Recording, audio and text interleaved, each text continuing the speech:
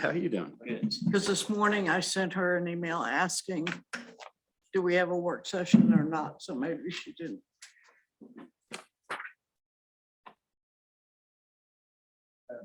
I'm wondering if maybe I'm Dreaming. orient or. Can't help you there. All right, everybody ready? Is Ready Michael as I'll not ever coming? be almost. Yeah. Yeah, this problem last time. So we do No, have it's- a quorum. It's 6 o'clock. We got a quorum. Have you heard anything from Michael? We are arriving late. Got it. 6:45. All right, we'll get started then. Welcome everybody to tonight's meeting of the Crested Butte or Mount Crested Butte Town Council. Roll call, please. Yes. Alec, Present. Janet, Here. Mayor Kempton. Yes. Michael will be arriving later today and Roman is absent. I'm here. Hey, Roman. Hey, Roman is here. calling from the future again. Hello from the future.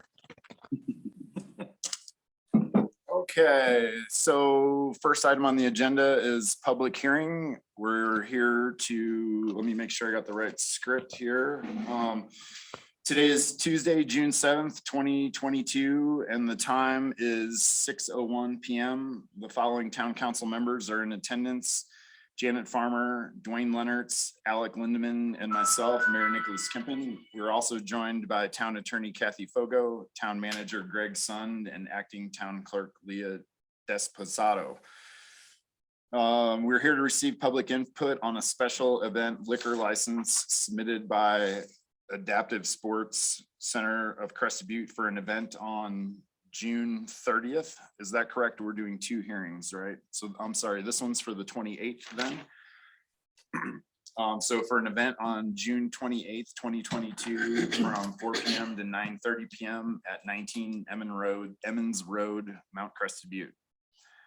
Leah, was this public hearing properly noticed? Yes, Tiffany published it in the Crested Butte News on May 27th. And the site was posted from May 26th, 2022 to today. All right.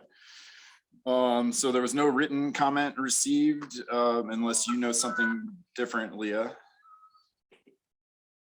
Nothing's changed. Okay. So there's a memo in the packet regarding this event. Leah, does staff have any concerns with this event?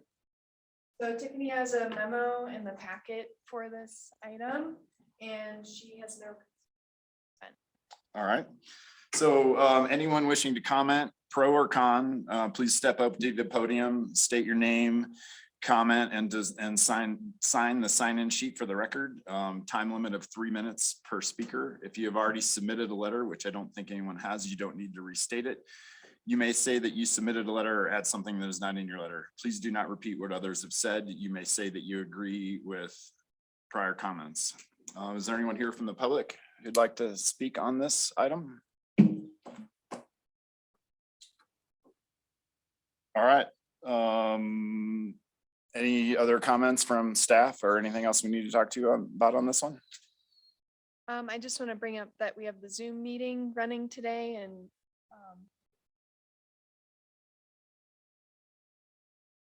All right, so I'm going to close the public hearing. Next item on the agenda is another public hearing, public input on an application for a special event liquor license submitted by Adaptive Sports for an event to be held on June 30th, 2022 from 4 PM to 9:30 PM at 19 Emmons Road.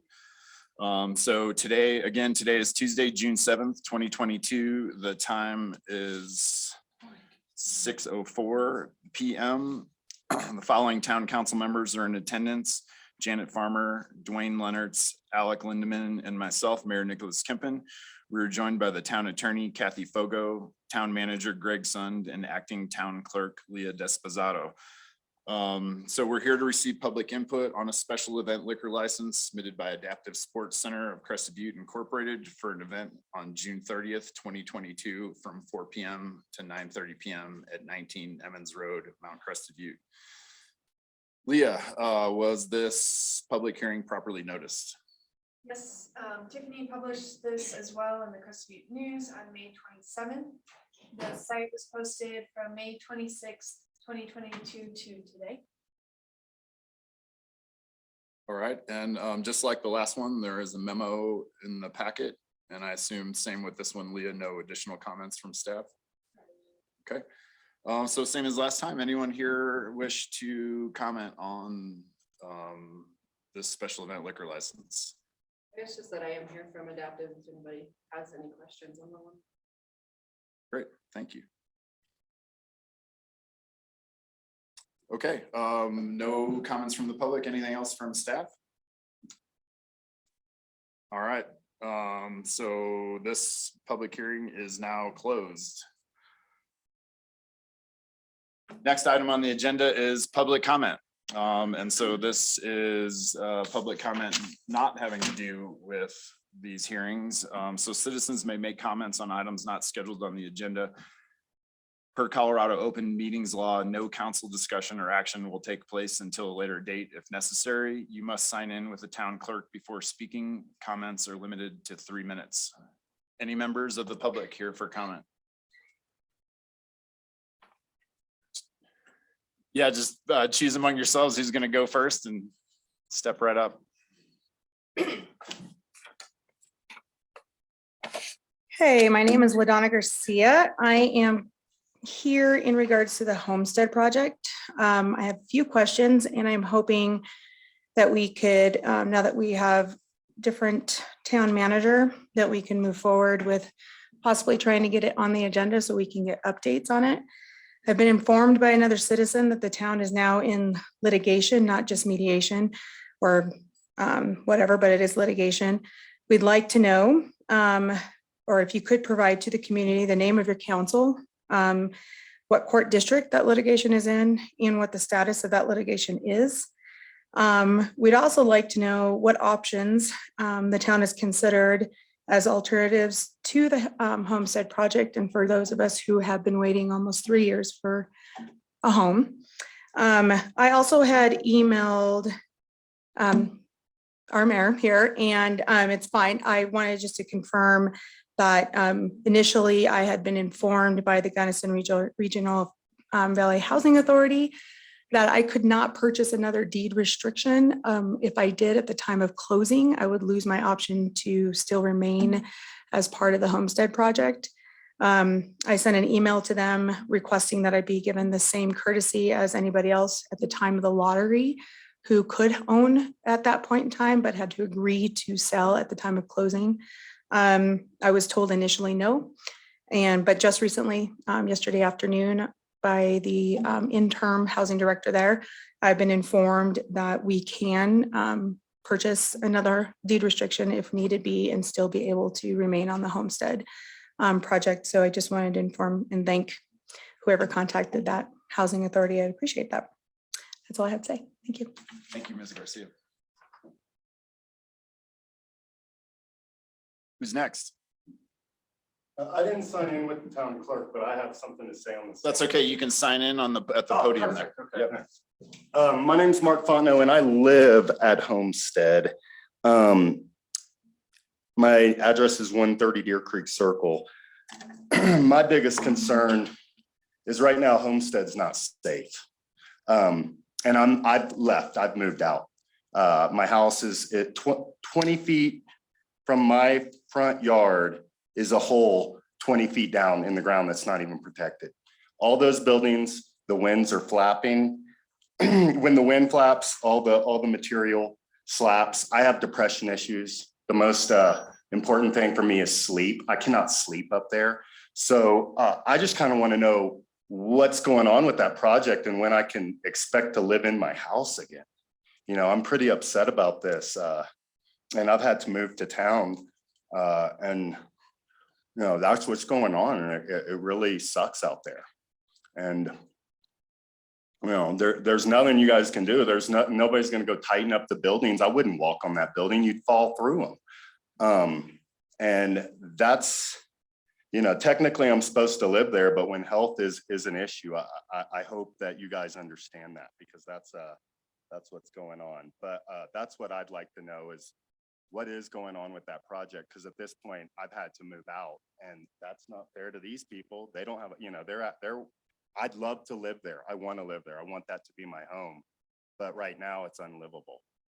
And that sucks. So thank you. Thanks for the comment.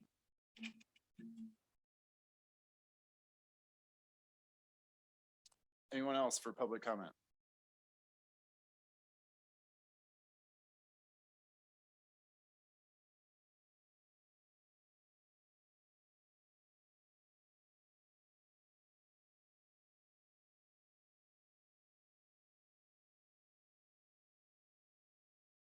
Hey, my name is Andre Garcia. I am also supposed to be in the Prospect Homestead subdivision up there on the mountain. I was at the farmer's market on Sunday, talked to Hillary about the plans that you guys have, your 10-year plan that you guys are asking about the public comments and how you guys see the mountain look in 10 years. And I think it sucks because you guys aren't really doing anything to help anybody with affordable housing.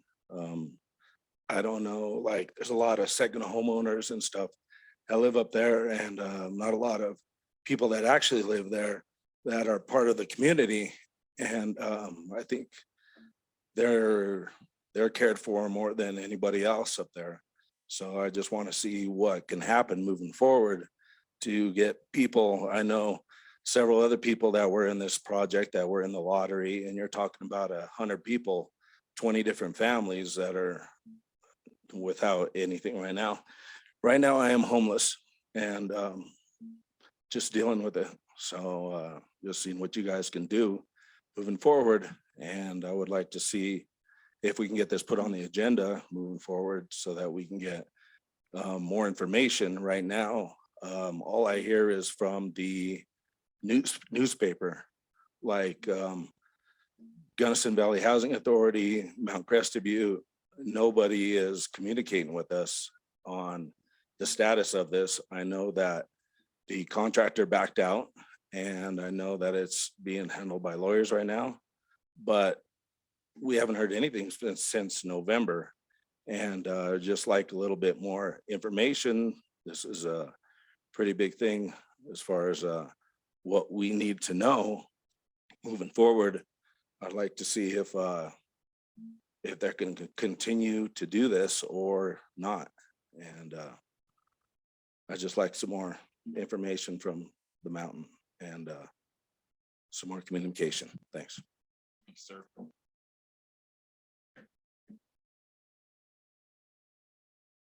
Okay, anybody else for public comment?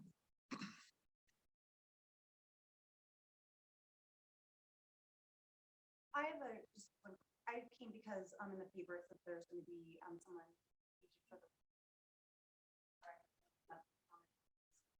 It's that we have that later in the agenda. So that is for sure coming up though. Okay, next item on the agenda is approval of the May 17th, 2022 Town Council regular meeting minutes. Does anybody have questions, corrections, additions? Yeah, on the motion on the late night taxi, it shows it just carried 1-0 with me voting for and nobody else voting. So that needs to be fixed.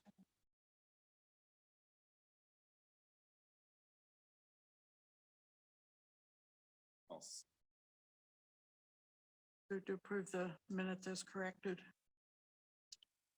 Second. Okay, we have a motion from Janet and a second from Dwayne to approve the May 17th, 2022 meeting minutes. Any further discussion? Hearing none, Leah. Kathy, may I ask, is Roman voting? No. Okay. Alex, Yes. Yes. Mayor Kempin. Yes. Okay, next item on the agenda is correspondence. We have a letter from the San Juan Rural Philanthropy Days. And we have a letter from the chamber and a letter from Living Journeys. Does anybody have questions or comments on correspondence? Okay. Next item on the agenda is a proclamation of the town of Mount Crested Butte, Colorado, thanking Marlene Crosby.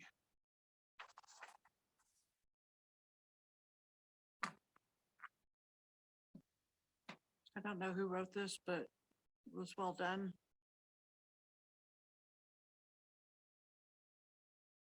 Say thank you to her then for doing a fine job of pulling in some of the history of Marlene's work. And a motion is required to adopt this or, to send it or, Yeah, it's a communication from our town, so yes, we need to approve it. move to approve the letter of, or the proclamation for the town thanking Marlene Crosby and authorizing them to sign it.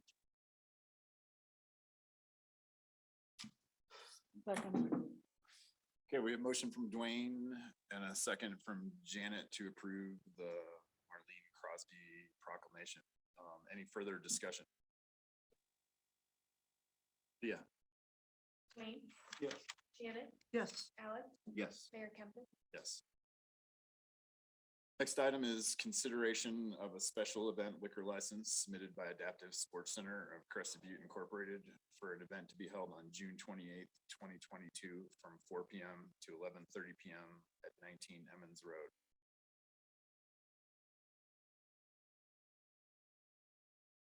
To approve. Okay.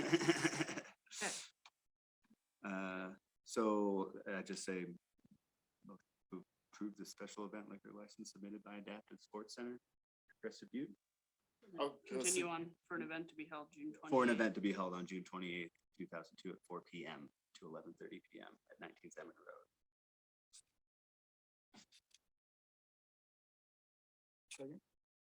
Okay, we have a motion from Alec and a second from Dwayne to approve Adaptive Sports Center liquor license number 1, which is to be held on June 28th, 2022, 4 p.m. to 11:30 p.m. 19 Emmons Road. Any further discussion on this one? Yeah. Janet, Yes. Dwayne, Yes. Alec, Yes. Mayor Kempin. Yes. Okay, next item is the second liquor license. So consideration of a special event liquor license submitted by Adaptive Sports Center of Crested Butte Incorporated for an event to be held on June 30th, 2022 from 4 p.m. to 9:30 p.m. at 19. Motion to approve the special event liquor license submitted by Adaptive Sports Center of Crested Butte Inc. for an event to be held on June 30th, 2022 from 4 p.m. to 9:30 p.m. at 19 Emmons Road. Second. We have a motion from Alec and a second from Dwayne to approve the Adaptive Sports Center liquor license for June 30th, 2022. Any further discussion on this one? They're gonna be busy. They are going to be busy. Any further discussion on this one? All right, Leah, please. Dwayne, Yes. Janet, Yes. Alec, Yes. Mayor Kempin. Yes. Next item is appointment of one member to the Mount Crested Butte Weed Advisory Board. Leah.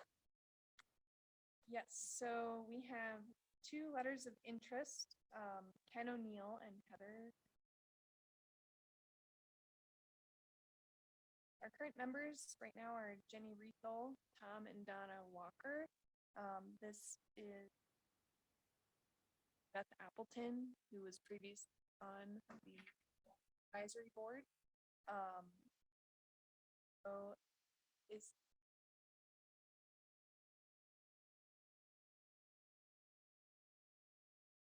but now is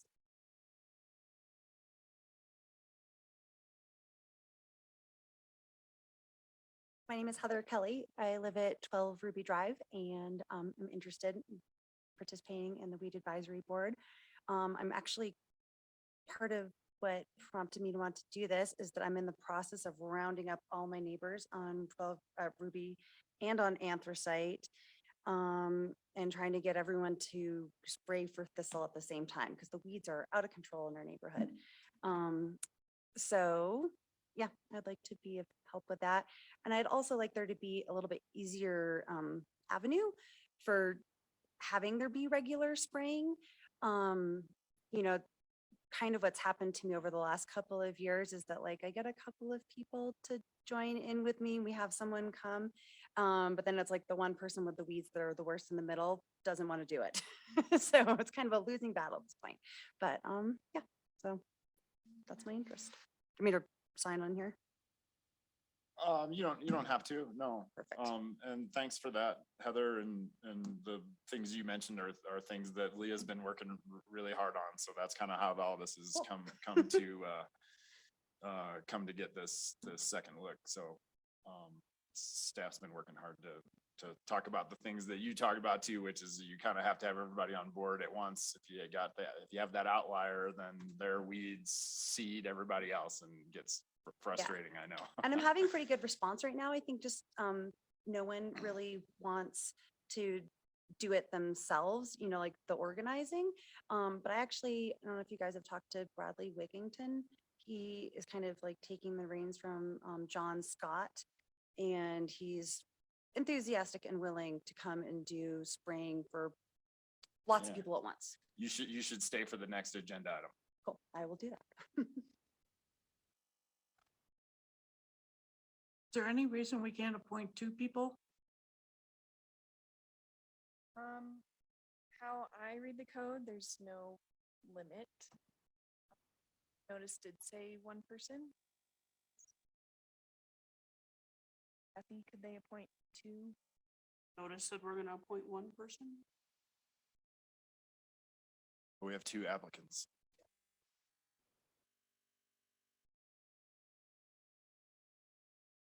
I mean, they both sound Yeah. really dedicated to doing this. I hate to lose the enthusiasm. So would that require a motion to approve 2 members instead of 1? Move to approve. 2 Well, you members. just name the 2 people you're approving and Move to approve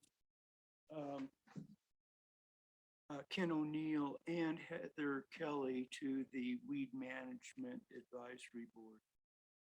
Weed Advisory Board. A second? We have a motion from Dwayne and a second from Alec to appoint Ken O'Neill and Heather Kelly, Mount Crested Butte Weed Advisory Board. Further discussion. Yeah, I would, I just assume that that's all right with you. Yeah, that's Okay. Nothing else? All right, anything else? Any further discussion? Leah, please. Alec, Yes. Janet, Yes, Dwayne, Yes. Mayor Kempton. Yes. thank you for Yes, thank coming you. forward. Thank you, Heather. Much appreciated. And thank you, Ken. Thank you, Yeah. Ken, wherever you are, Ken. All right, next item on the agenda is also weeds. So direction to staff on weed management plan. Leah. So this is kind of a follow-up from the work session that was held on May 4th. So the Mount Crested Buttes Noxious Weed Management Plan does require the town council to manage the town's weeds in the right-of-ways and on town properties, concurrently to, you know, requiring management on private properties. So what came out of that work session were a few ways that staff could potentially notify the public. So create an email sign up, have a sign in front of town, maybe staff puts up signage, messaging, flagging for the county and removes it, which is all a little bit extra staff time. So Carlos and I looked into an alternative to the intergovernmental agreement that we typically have with the county.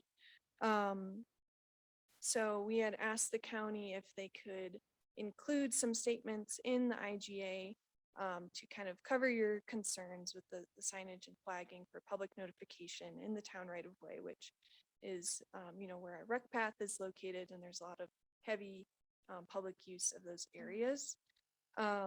So we've looked into Native Landscapes. Bradley Wigginton, he previously had worked for the county with their weeds program for about 8 years and has other experience with weed management. And so we kind of wanted to give you guys the option of signing the IGA with the county, or looking at the alternative and hiring a private contractor to treat our town right of ways and properties. It is kind of important tonight to have that direction from town council because, the grasses are growing and the plants are growing. So, do you guys have any questions? What is the IGA spells out our financial commitment. County, would our financial commitment with the county cover a private approach to our problem? It's one or the other. Hiring, It's one or the other. Either the IGA gets signed and the town's money goes to the process that the county runs, or the town doesn't sign the IGA and the town goes with the private person that's and been the private recommended. person is accountable to us, where the IGA person who does it accountable to the county. Pretty much, yes. So the- My personal preference is that whoever is doing our work is accountable to us. That's just my personal preference, because I feel that the communication, being firsthand, coming directly to us is, probably a little more filtered through the county. So my preference would be to go the private contractor route. And if I read correctly, Leah, we saved a little bit of money going that route as well, yes? Yes. All the more reason. I gotta say, I kind of thought you were messing with us. You were gonna make us choose between the two, getting everything we want for less money or paying more and not getting everything we want, so. Yeah, and I would like to point out, working with the county, the past, I've been here for 4 years now. It's been a really great experience, and their services are very much appreciated in Mount CB. And their license and chemicals that they use do not require the flagging and signage, which is what you guys are most concerned about from what I've heard. And Bradley, Native Landscapes type of license does require him to do that. So just wanted to put these options in front of you guys. Is that because potentially the stuff he's using is a little bit more hazardous or hazardous for a longer duration or something like that? I believe it's just, the government entity and the private entity and the different types of licensing and categories that they fit within. I believe Native Landscapes would probably use the exact same chemicals as the county. The county isn't going to use them because they don't have to. Right. And he's providing a business service, and so if we ask. I'd like to just clarify, the county's license is a industrial and right-of-way license. So the application of the chemicals is slightly different. Where you're dealing with a massive right-of-way and larger scale applications, whereas when you are, working within this corridor, what I have heard in these discussions is that the concern is generally around the fact that we're actually spraying adjacent to a corridor that sees a lot of public use. So you wouldn't see that type of public use that you would see, along the side of 135 halfway down, short of like changing a flat tire on your bike. So the type of license that Native Landscapes has is a turf license, so they wouldn't be able to even obtain the type of license that the county has. You're welcome. And I'd like to point out, it looks like Bradley is listening in. He is the owner of Native Landscapes. So if you guys have any questions for him. You know, if you would like to weigh in,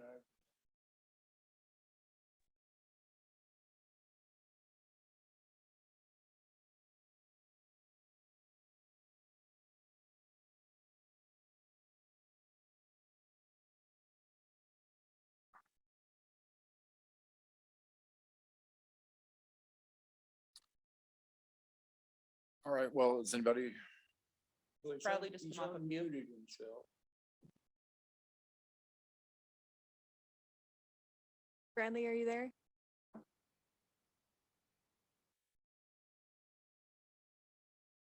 okay, does anybody feel strongly enough to make a motion? Move to approve the private,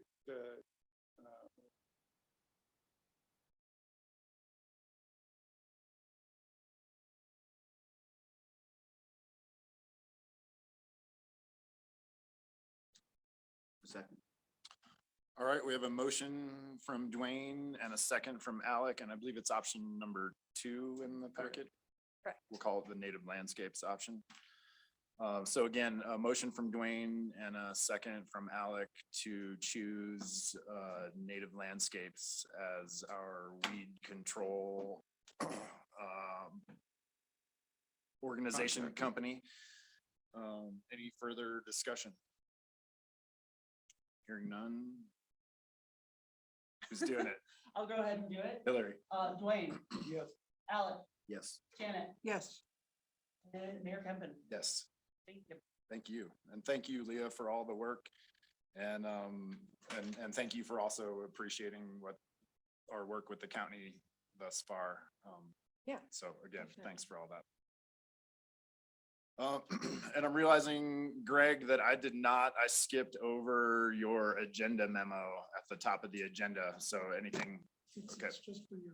Yep, okay.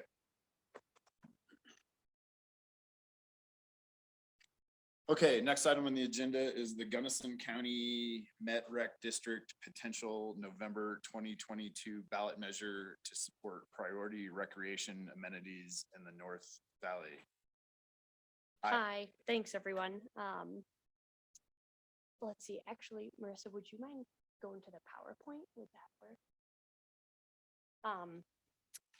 I'm gonna try to keep it brief, but I do have a tendency of going down some rabbit holes. So if you see me kind of collect myself and come back to the surface, that's why. Thanks so much for having me. I'm Hedda Peterson. I've been with MetRec for just over 3 years now, and I'm happy to be here.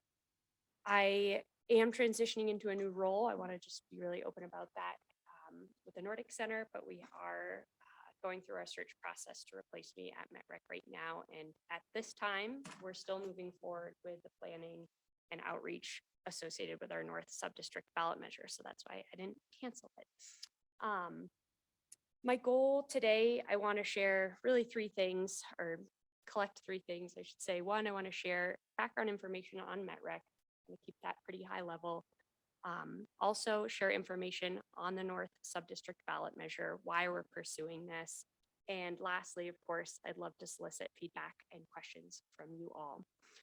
So to start, and some of this is probably known by you all, but I do find it helpful. A little information on MetRec itself. So we're a special district entity, a quasi-government entity. We're property tax funded, and we have a service area that encompasses almost all of Gunnison County and a small portion of Saguache County. And MetRec was established in the late 70s. And at that time, the sole purpose of MetRec was to provide over-the-air television service. So that's sticking the rabbit ears up on your television or the antenna on the roof to receive a television signal. At that time, in the 70s, it was seen as a desired form of communication for what was still a pretty rural area here in the Valley. And it has remained in our service plan as a service that we're obligated to provide. Fast forward, and in the early 2000s, 2001, I believe, the service plan for MetRec expanded, and it took on the second tier of our mission, which is support of parks and rec. And that's what made us technically a metropolitan district, because we now provided 2 services. My understanding is that that was largely done because, believe it or not, television, over-the-air television by state statute is considered a form of recreation.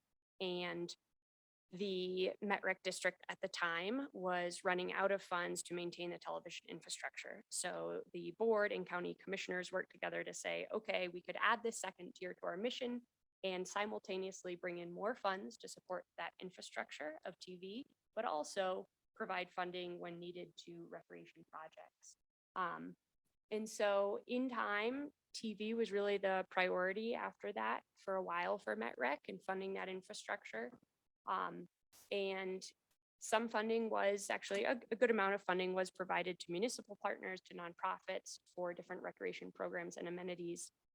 And a few years ago, there was a pivot and a desire for MetRec to provide, really, I should say, fulfill its mission more impactfully and take a more strategic role in meeting community recreation needs. So I came on in 2019 and worked together with the board, a lot of recreation stakeholders in the community to say, how can we do this? What are the community rec needs? We did a recreation needs assessment in 2019 and our first ever strategic planning process, both for operations, TV portion of our mission, and for recreation in 2020. And that was a 4-month long process. And since then, MetRec has allocated just over $500,000 in revenue to support recreation programs, as well as maintenance and operations and development of rec amenities. How we've done that has really been through 2 different grant programs and then also working collaboratively with different partners. One of the ones that comes up a lot in conversations with folks is our outdoor winter rec initiative. I'm not going to go down that rabbit hole though. And why MetRec? Why are we positioned to do that? And as well, consider a North Valley subdistrict ballot measure. So given our service area, we encompass different municipalities, and we also within our service area have 2 subdistricts. This is small, but I'll explain it and you get the gist. So our North Valley subdistrict actually is the same boundary as the CB Fire Protection District. And I find most people North Valley understand those boundaries, so I won't go into them, but it's Round Mountain north to Mount CB. The South subdistrict is everything else. And so what that positions MetRec really well to do well is collect revenue from an area and then share that with a community that extends beyond those jurisdictional boundaries. And in the past, we have realized, so as part of these different assessments we've done and working with stakeholders, it's become pretty abundantly clear that the North Valley has a number of recreation needs. The Valley does in whole, but the North Valley especially has needs that extend beyond a single jurisdiction. I'll give a few examples of those. Really the hot button topic that I hear constantly from folks is a lack of field space. We have, I've spoken with a lot of teachers at the school district as well as West Elk Soccer, Town of Crested Butte, et cetera. And we have kids being scheduled for practices from 6 a.m. to 10 p.m. And it's not going to be effective if we look to one municipality or one entity like WISA to solve the problem alone. So we have to work together. And that's an example of where it makes a lot of sense for MetRec to tap into its North subdistrict to receive funding to do that. So this ballot measure, I wanted to use that as an example of why MetRec and how it can help solve some of these problems. We can collect revenue from an area that is a North subdistrict, bring that in from multiple jurisdictions, and then provide support to catalyze the development of rec amenities that are used by an entire community beyond just one town. So what are we looking at? What would this ballot measure really help achieve? What are the needs that we're trying to solve? We have honed in throughout our outreach process and also just feedback that we've heard over the last 3 years on 3 areas of need, if you will. The first is capital construction of rec amenities. So large scale developed rec amenities, be that a community connector trail from CB to CB South or improved ice facilities A rec center is always on the top of the list. I will say that's something that we've found the need to be cautious of, just because they tend to be money pits, and we have one in the south end of the valley. If we had two, that's a question where I'm trying to be cautious not to overpromise anything. But that is a developed rec amenity that continues to come up as a desire for the north end of the valley. And then, as I stated already, field space. Those are examples of capital construction projects that this could help catalyze and achieve. The second area of need is operations and maintenance support. So this really gets into helping existing nonprofits as well as municipalities with needed maintenance funds and operation funds for these amenities. I find the most applicable example for this is the CB South Properties Association. As you all know, they're not a municipality, they're a POA, so they don't have that tax revenue to pull from. Yet they're our largest population hub in the north end of the valley, and they provide a lot of rec amenities in Red Mountain Park. And they're continuously looked to say, oh, we can put that in CB South, and no, we can put that in CB South. And their response is, we don't have the funding to maintain and operate that. So that's a really great example of maintenance and operations support that we continue to hear a need for. The third area of need is the stewardship of natural resources. So an example here is trailhead development and maintenance, trail maintenance as a whole. The CBCC is a great example of this, as is the county's Conservation Corps. I will say this area is one that I've been kind of digging into, because we do have a few things that have really come together at the county level. One being the Gunnison Stewardship Fund with the National Forest Foundation. So that's pulling in funds from outside the county and within the county to help catalyze stewardship needs and support those existing programs. A second one on the horizon is House Bill 1117, I believe, with the Tourism and Prosperity Project that would allow them to enhance what they can spend their revenue on. And that does include stewardship to a point. So that's an overview of really the three focus areas. And this is pretty small, so I might have to step forward. But the money slide.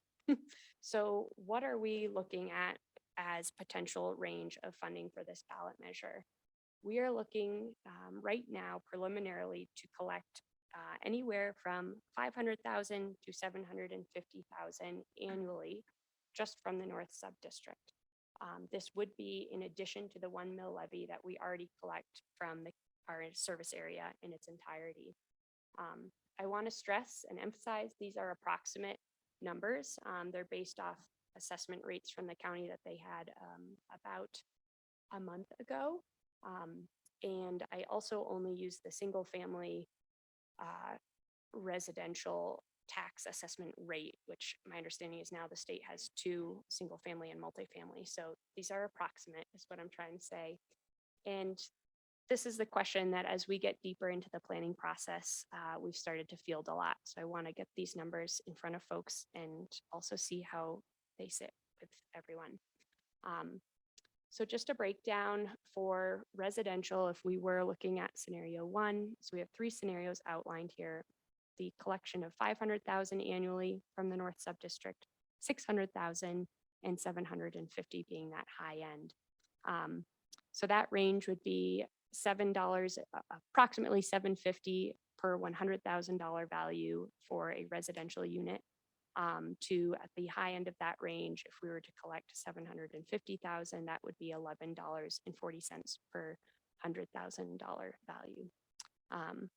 I was asked the question earlier today, how does that, what would a combined tax rate be with our existing mill levy? So for that, of course, we would add that $695, which is the current single family residential tax rate per $100,000 value. So those are the funding considerations we have in front of us at this time.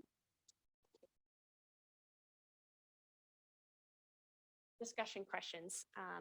these are just examples of things that have come up with past municipalities and partner groups and community members, and I'm happy to field any question from you all or the public if that's allowable. I'm not sure how that works. But a big one here that I want to ask is, are there future recreation needs or priorities that you feel don't align with those areas of need? So the capital constructions, construction, maintenance and operations, and stewardship. A second that has continued to come up is, should there be a sunset considered for all or a portion of this ballot measure? And a third is, do these funding considerations seem reasonable? And then, of course, any other questions are welcome. And before I transition into the questions, I do just want to note that we are hosting a public work session next Wednesday, June 15th at the Town of CB Town Council Chambers. And there is Zoom link available, and that's at 5 p.m. But we're going to dive a little deeper into the ballot, the draft ballot language we have now, and I'm going to be sharing the feedback that we've heard from folks, including Mount CP. Stop there. If we could flip back real quickly. The money. The money where, you know, the non-residential taxes, what, you know, I'm assuming those are sales taxes. But could you elaborate on exactly? Sure. So it's all property tax, but the non-residential, Oh, that's commercial property taxes. yeah. And I Okay, did, so yep. essentially, the cost is borne by property owners. Yes. Yep. This isn't a And, sales tax. yeah. It would be a property tax. And, you know, is there any way to, you know, spread the cost more equitably, you know, across the board instead of just the property owners paying it? And, you know, because it's not just the property who are using the amenities, used by, you know, non-property Yeah. owners too. Yeah. So, Absolutely. you know, so how, you know, how could there be a more equitable distribution of gas? Sure. We have not looked into implementing a sales tax, and to be honest, I'm not sure if per our service plan, if we can be funded by a sales tax. I'd have to look into that. Well, And you I know, certainly will.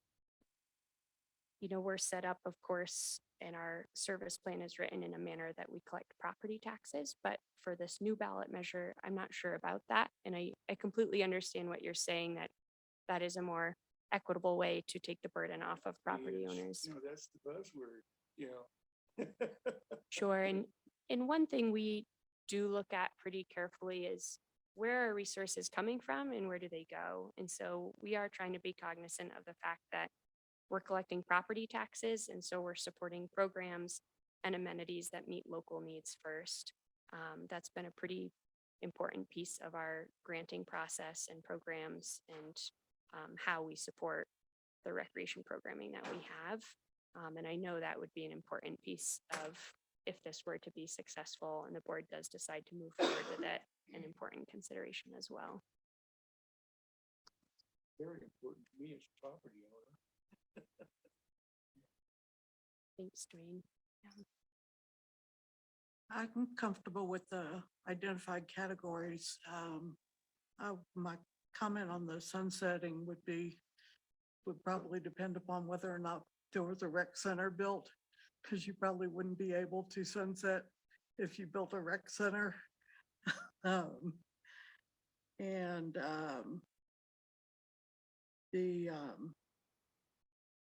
As far as the amounts, there's not, you know, if you really add it up, I mean, I thought about in terms of what my condo costs me and what it would cost me a year, you know, whether it's, you know, $30 or $50, you know, the $20 difference isn't gonna make a whole lot of difference to me.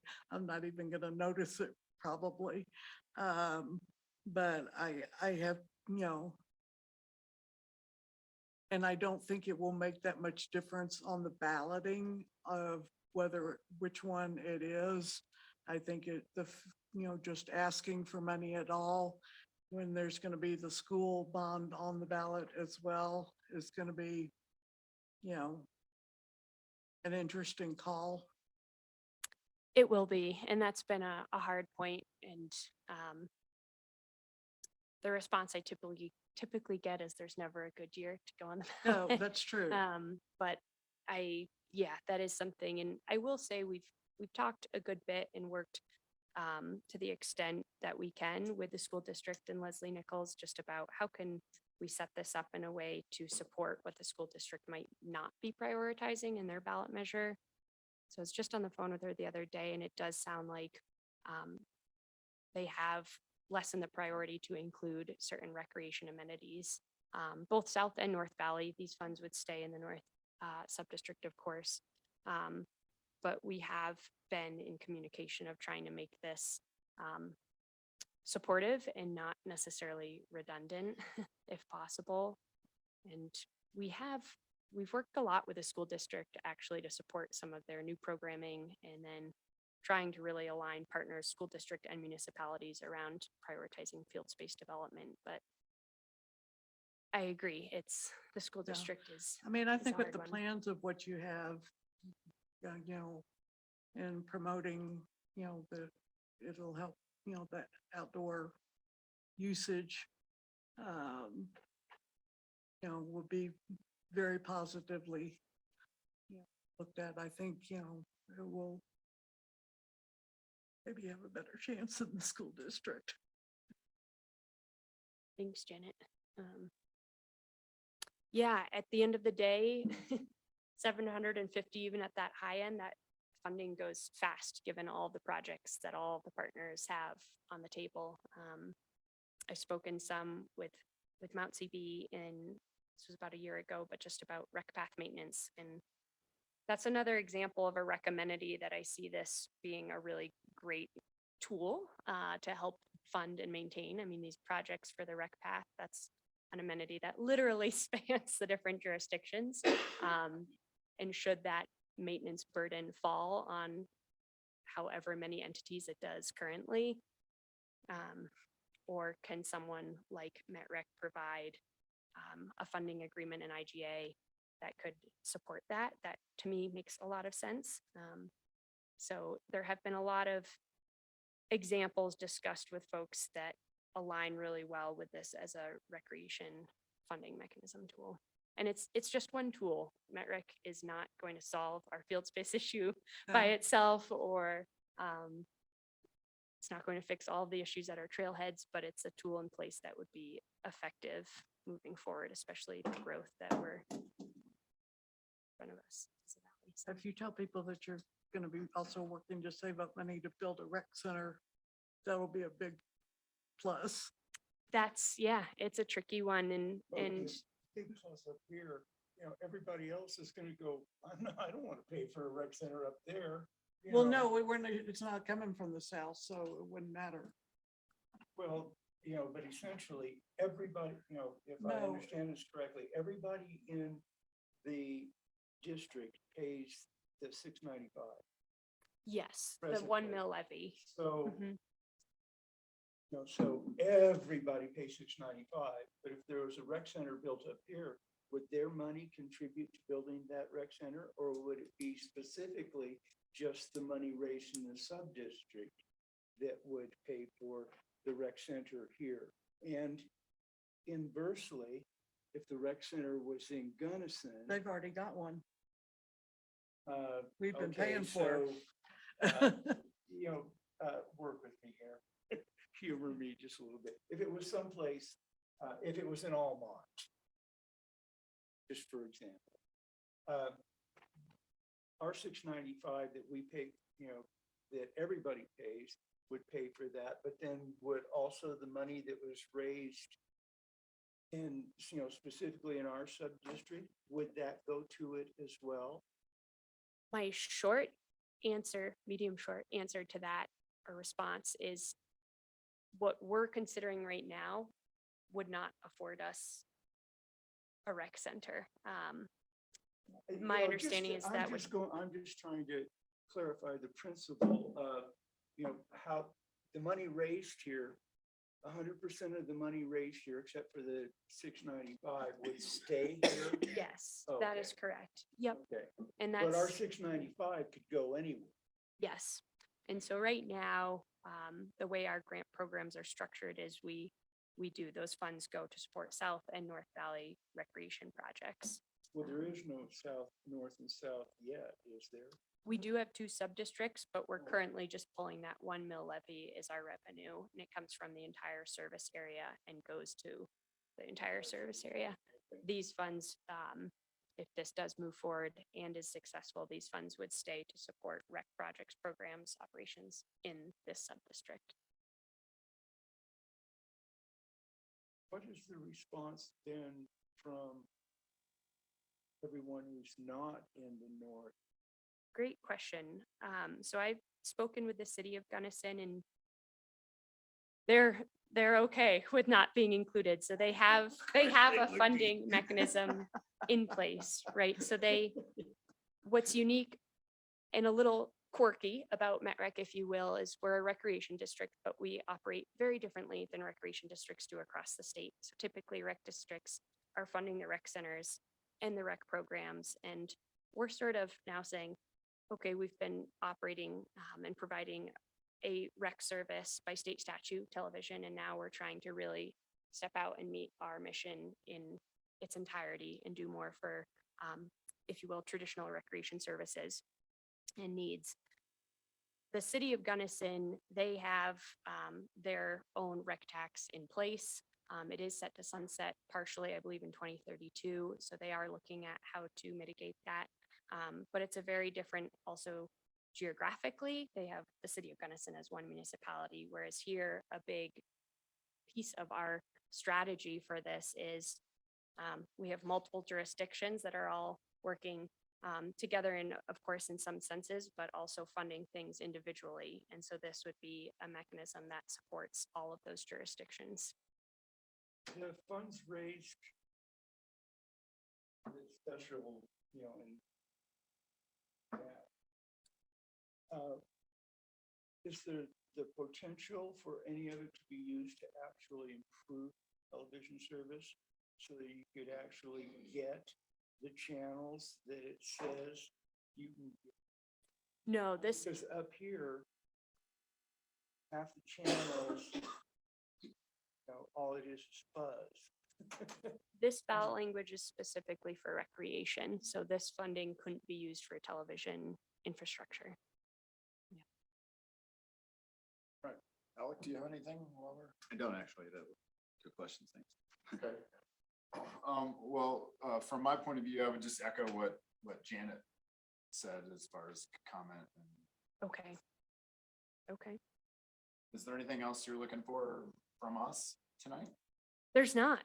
No, I'm just really looking for those red flag questions of what about this? Or this seems totally off the bat, makes no sense. So no, this is extremely helpful, and the questions that I have gotten from you all are consistent to what we're getting elsewhere. So that's reassuring. Okay, thanks so much, everyone. I appreciate it. Yeah, thank you. Okay, next item on the agenda is emergency response update, hazard mitigation, wildfire preparedness, disaster response, Crescent Butte Fire Protection District.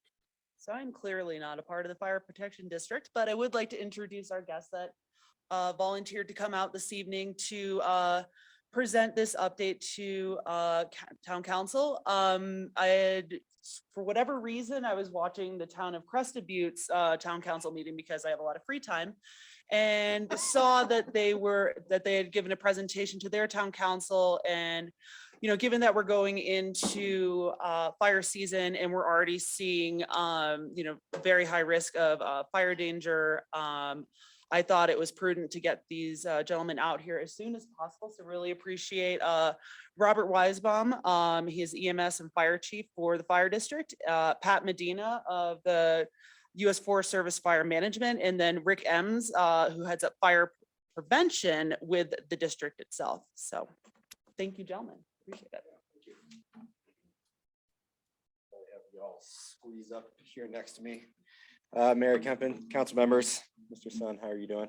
Thanks for having us up here tonight. So we did have a big event down in the town of Crested Butte, hosted a movie night, as well as provided a presentation to the town about the concerns that we face and the ongoing threat of wildfire, learning what we can do as a department, what the government, the state is doing as far as mitigation efforts, and really recognizing some of the threats that we face in our district up here on the north end.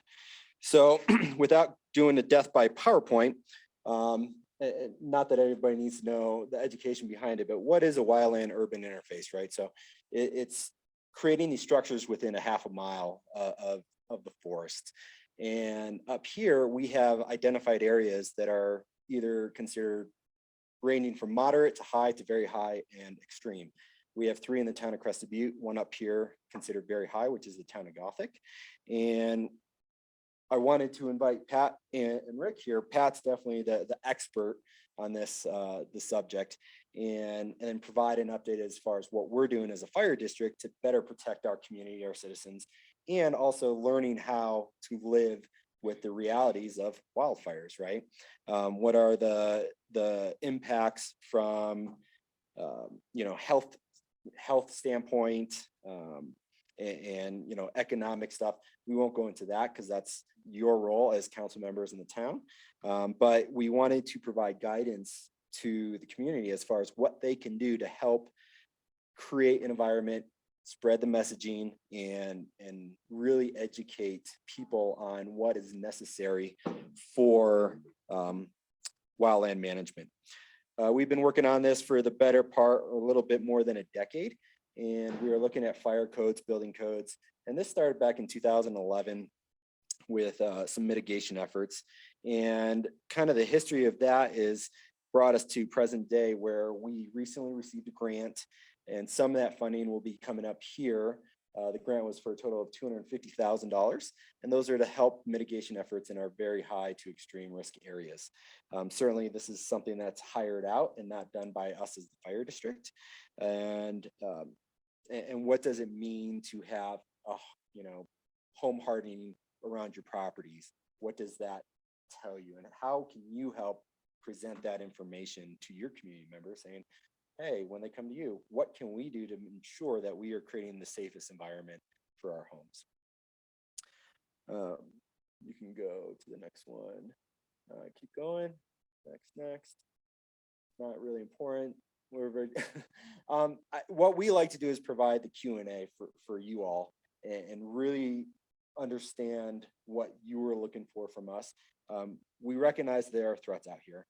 We are doing everything we can as a department to help ensure that we are able to respond in a timely and efficient manner. One thing to note, that the fire district itself is limited on staffing. So currently we have 5 full-time members on 24/7. We have a total staff of roughly 65. That's between part-time, volunteers, and full-time. At any given time, if we put out a request for an all-call resource, we may be lucky to get 1. We may be lucky enough to get 10, but we don't know.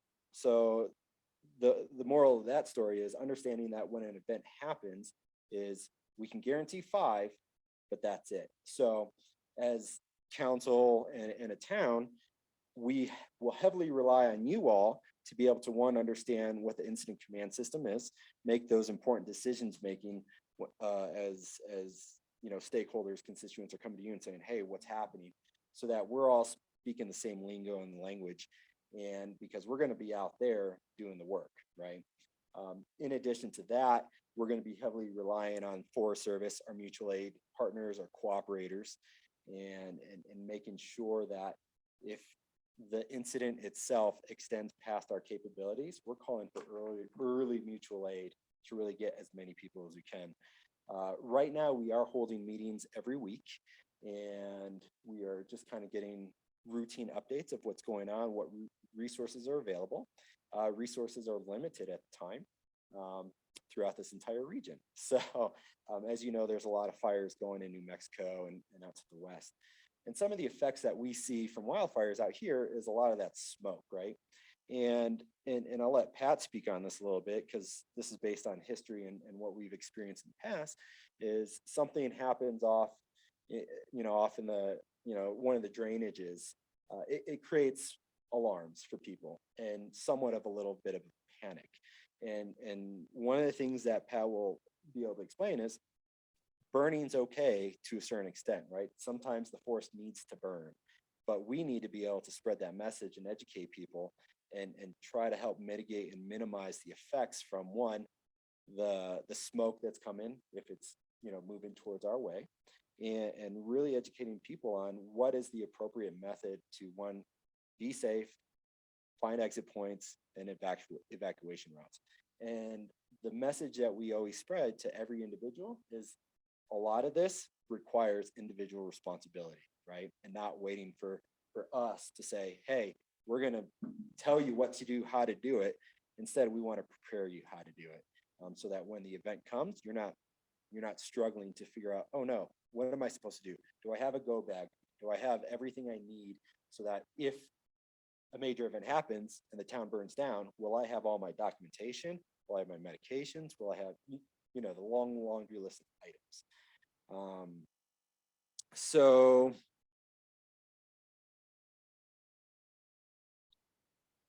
not much else to that. Let's see. We haven't officially adopted a wildland urban interface code. We have been speaking about it for quite some time. Essentially what that goes on to state is if it goes through legislation, gets adopted, which it's looking promising, is it opens the doors for more federal funding in efforts for mitigation opportunities within our district. So I'll let Pat talk a little bit about our conditions, what we're seeing right now, and what the future looks like, at least for the next couple months, 3 months, understanding that it's just a forecast and things can change dramatically. So, yep. Again, Pat Manning, U.S. Forest Service. So what we're looking at for conditions, the baseline condition is drought, right? We've all been reading about it. We've all been talking about it. We continue. So that kind of sets us up. Can you speak into the microphone, please? 'Cause Yes. people Yeah, online. you betcha. Thank you. Thank you.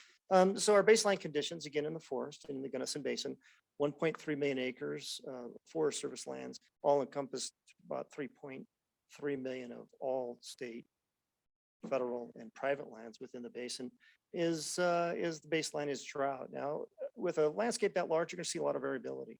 The northern part of our basin did receive more moisture than the southern portion. So what we have in place is a process. We have remote automated weather stations that provide data. Now it's a modeling system. It's not perfect over such a large landscape, but that's where we get our burn indices for our fire danger rating. So think Smokey the Bear, think low, moderate, high, very high, and extreme. And so we are now into our fire season. So we're going to expect to see that uptick in our fire behavior and our burn indices. In response to that, we bring in resources from outside the basin. The federal government, we do have a dispatch system where I've already brought in people to help us in prevention, as an example. In from Minnesota, where their indices are lower and they can offer up additional resources. I have a need. I would like to get the messaging out. I'd like to be able to do additional patrols. I will soon be bringing in crews. We have one crew on the forest right now to boost our baseline staffing for the forest. And we'll increase that with incident commanders, additional engines as that burn indices begin to increase. Restrictions, and we're always going to talk about restrictions. The last 2 years, actually out of the last 4 years, we've had restrictions 3 years. 2019 was kind of a normal year with moisture. 2020, we're right back into restrictions. And 2021, we were in restrictions. My role in doing restrictions is we do fuel sampling. My staff does fuel sampling. They look at live fuel moistures. They look at dead fuel moistures, and they also look at the modeling. We give recommendations to our agency administrators. We are on track, much like the previous years, where we're probably going to be talking about restrictions. We work with our partners, our municipal partners, our county partners, our other federal partners, And, ideally, it's much like weeds, where we try to be more comprehensive. The more comprehensive we can be with the public and send one message, the more effective those restrictions will be. So we're working with those cooperators. We meet every Tuesday. We just had a meeting today. But one of the things I shared is, yes, our burn indices are on the uptick, but our live fuel moistures are also holding pretty steady. An example of that would be the sagebrush, very, very green, lots of moisture, over 200% from me, from a fireman, from an operational standpoint. We might be able to get fire to carry, but resistance to control is rather low. I also look at resource availability. We have a heavy helicopter, carries about 1,800 to 2,000 gallons of water, staged in Delta. It hasn't moved. There hasn't been a lot of demand, but we're beginning to stage resources so we can have a quick and effective response. So that's part of the way we kind of get moving into the fire season, particularly in these years when our indices, we anticipate that they're going to increase. We'll revisit the question of fire restrictions with our partners to try to be as comprehensive and as collaborative as possible. And that'll happen again next Tuesday. It'll happen the next Tuesday after that. At some point in time, I do anticipate we'll recommend to our agency administrators. They are the decision makers for our agency, and hopefully in collaboration with our partners to then move forward with a common message that we are now in restrictions. So what do restrictions look like? Typically stage 1, stage 2, and stage 3. So I'm going to give you some examples what stage 1 looks like. Stage 1 would be fires would be allowed only within approved grates or Forest Service campgrounds with approved grates. But the public would still be allowed to have their experience with their fires at their campsites within those approved campsite grates. Stage 2 would be no fires whatsoever on the forest. There are some devices out there, the propane stoves, which Cabela's sells and others, that would still be allowed. And then stage 3 would be a full closure of the national forest. Never seen that. We don't have a history in the Gunnison Basin of that level of closure, but I just spent 20 days in New Mexico and they moved to stage 3 where we swung the gates and we kept the public out.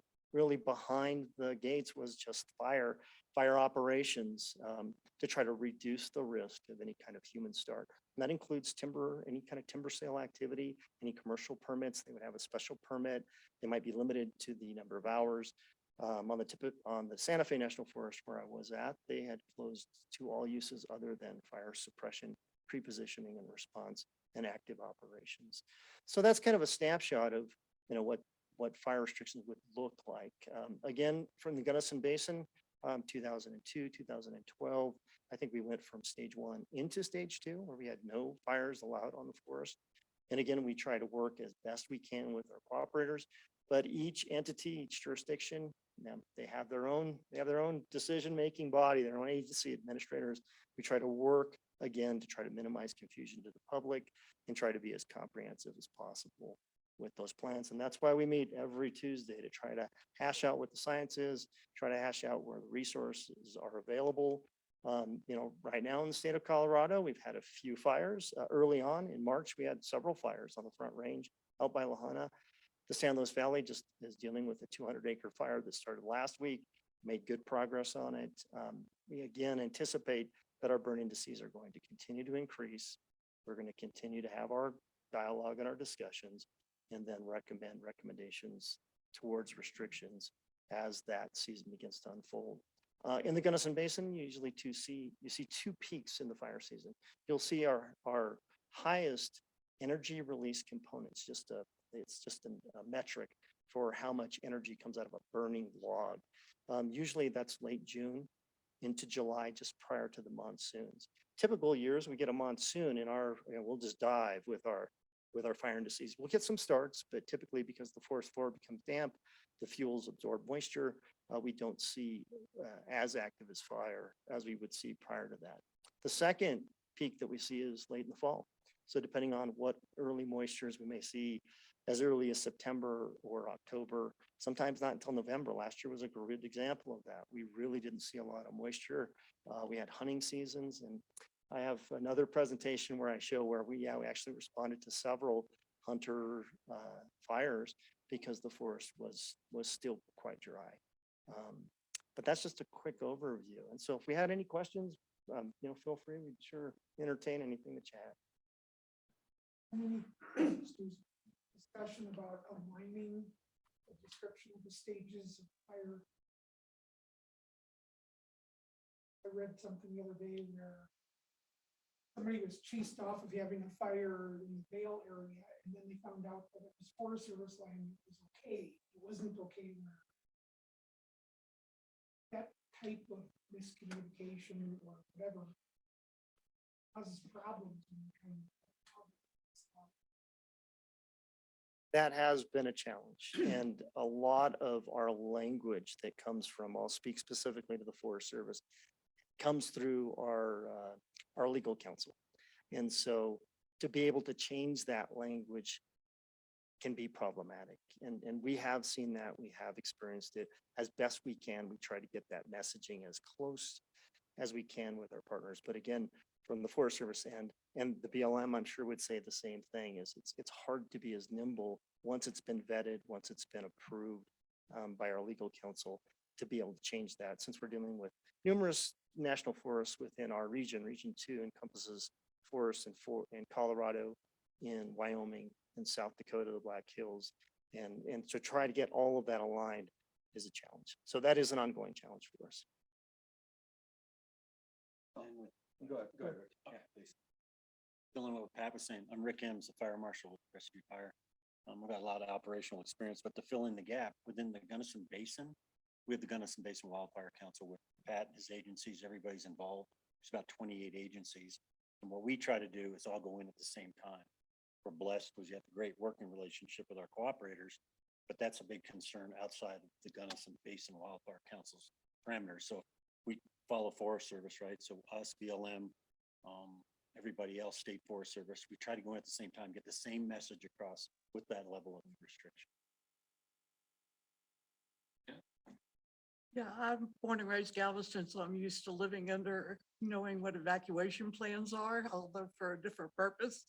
And I've never known what if the evacuation plan is here, if we did have a fire situation. So, yeah, want me to go?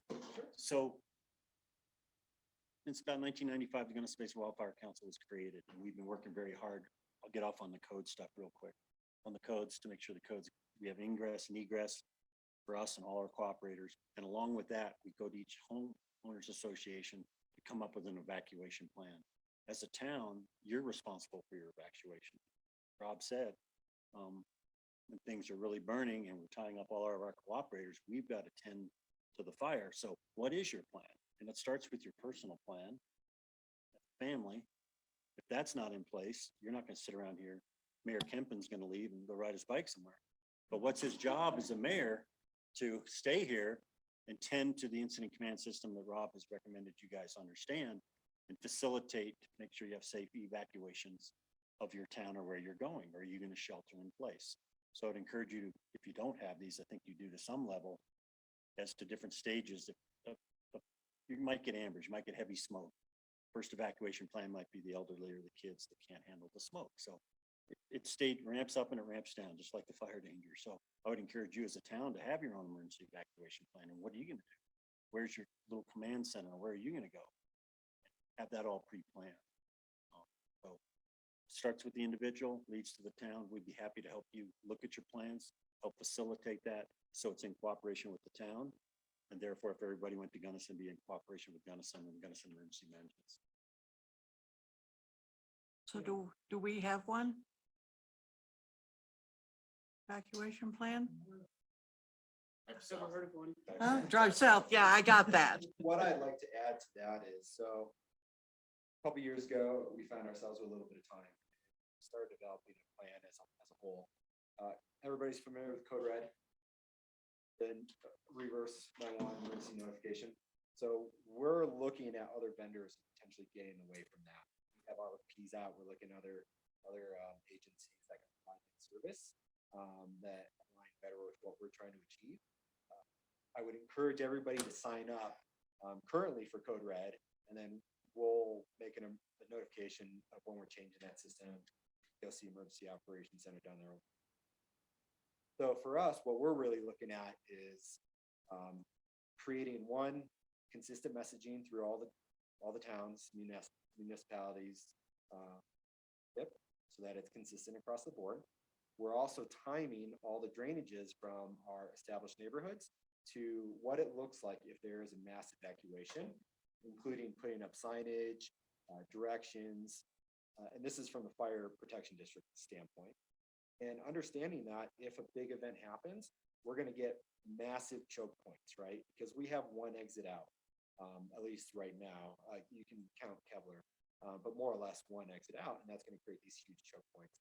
So we're trying to create some information and data that says, all right, if we have to come up to the town of Mount Crested Butte, top of Prospect, versus going up to the last neighborhood of Slate River in Nicholson Ridge, what does that timeline look? And at what point, and based upon our resources, are we shutting down access to allow traffic to flow south during a mass evacuation event? So been a long process and we're continuing to work on it. So like Rick says here, there also has to be that aspect of, hey, now we'll start working on saying, all right, how do we formulate that? And we're here to help support that the best way we can, understanding that our resources are very. Thanks. Along with that, stop me, I'll go down that same rabbit hole. We've been meeting with CB South about values at risk and infrastructure at risk.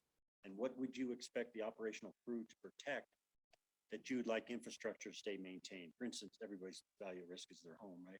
But we have radio towers up here. We have water plants. If you remember the Boulder fires, fires ripped through and tore up their generators. They had no pumps for their water and they had no fire hydrant water. So what are your values at risk? And I'll work with you if it's your property, if Mount CB Water and Sand or whatever, but I'm not asking you to resolve this tonight. I'd be happy to meet with you, but those values at risk and infrastructure at risk is what we need to protect to keep everybody moving if we lose communications or anything else. So, and that would lead to who's staying to help manage those and who's leaving. Evacuation plans in which your town. Thank you. So Greg, all eyes are on you right now.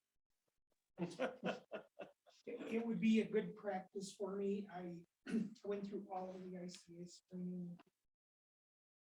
My biggest frustration with that training and certification is you do it once and FEMA figures you're certified for life. You are certified for life. Well, you are, but I mean, you ought to practice it once in a while.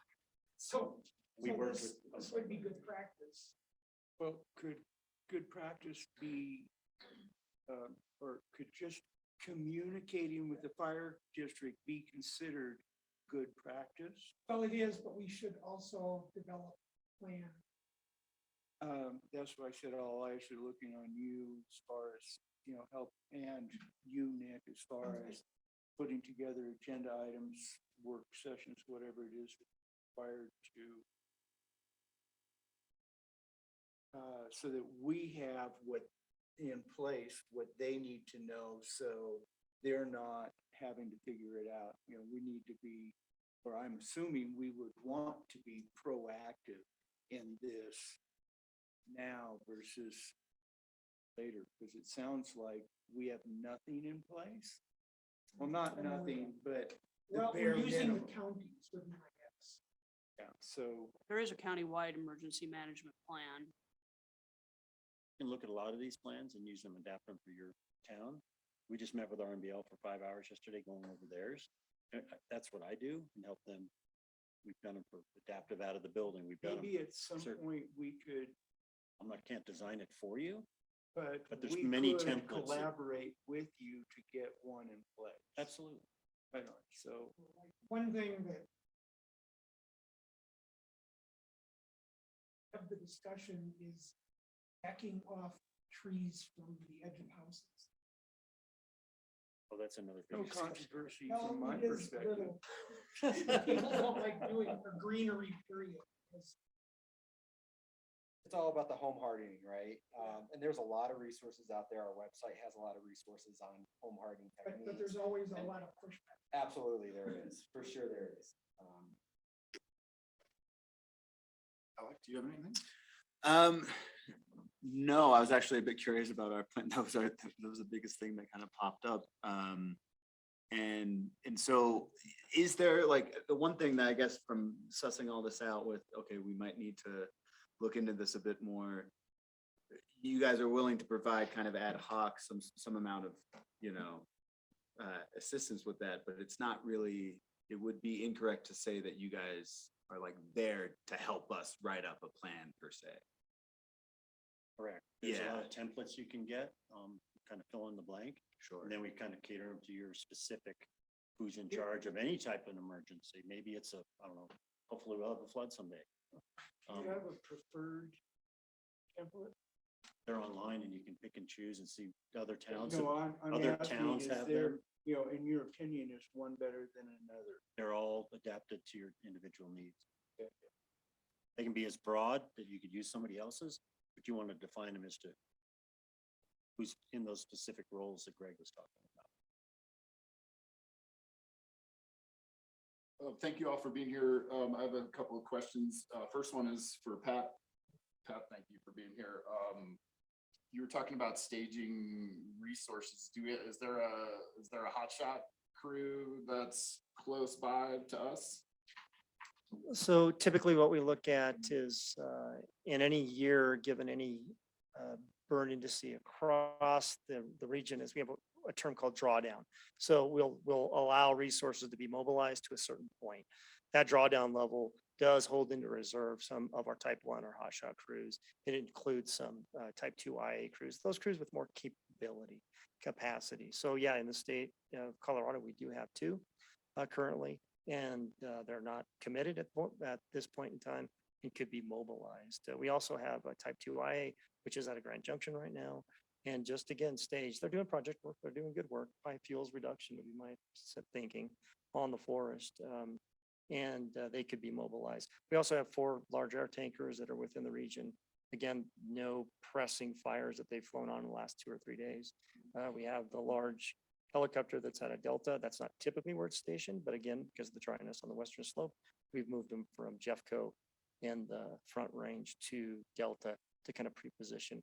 Other resources are the state resources. They have quite a few. I have 2 retardant ships.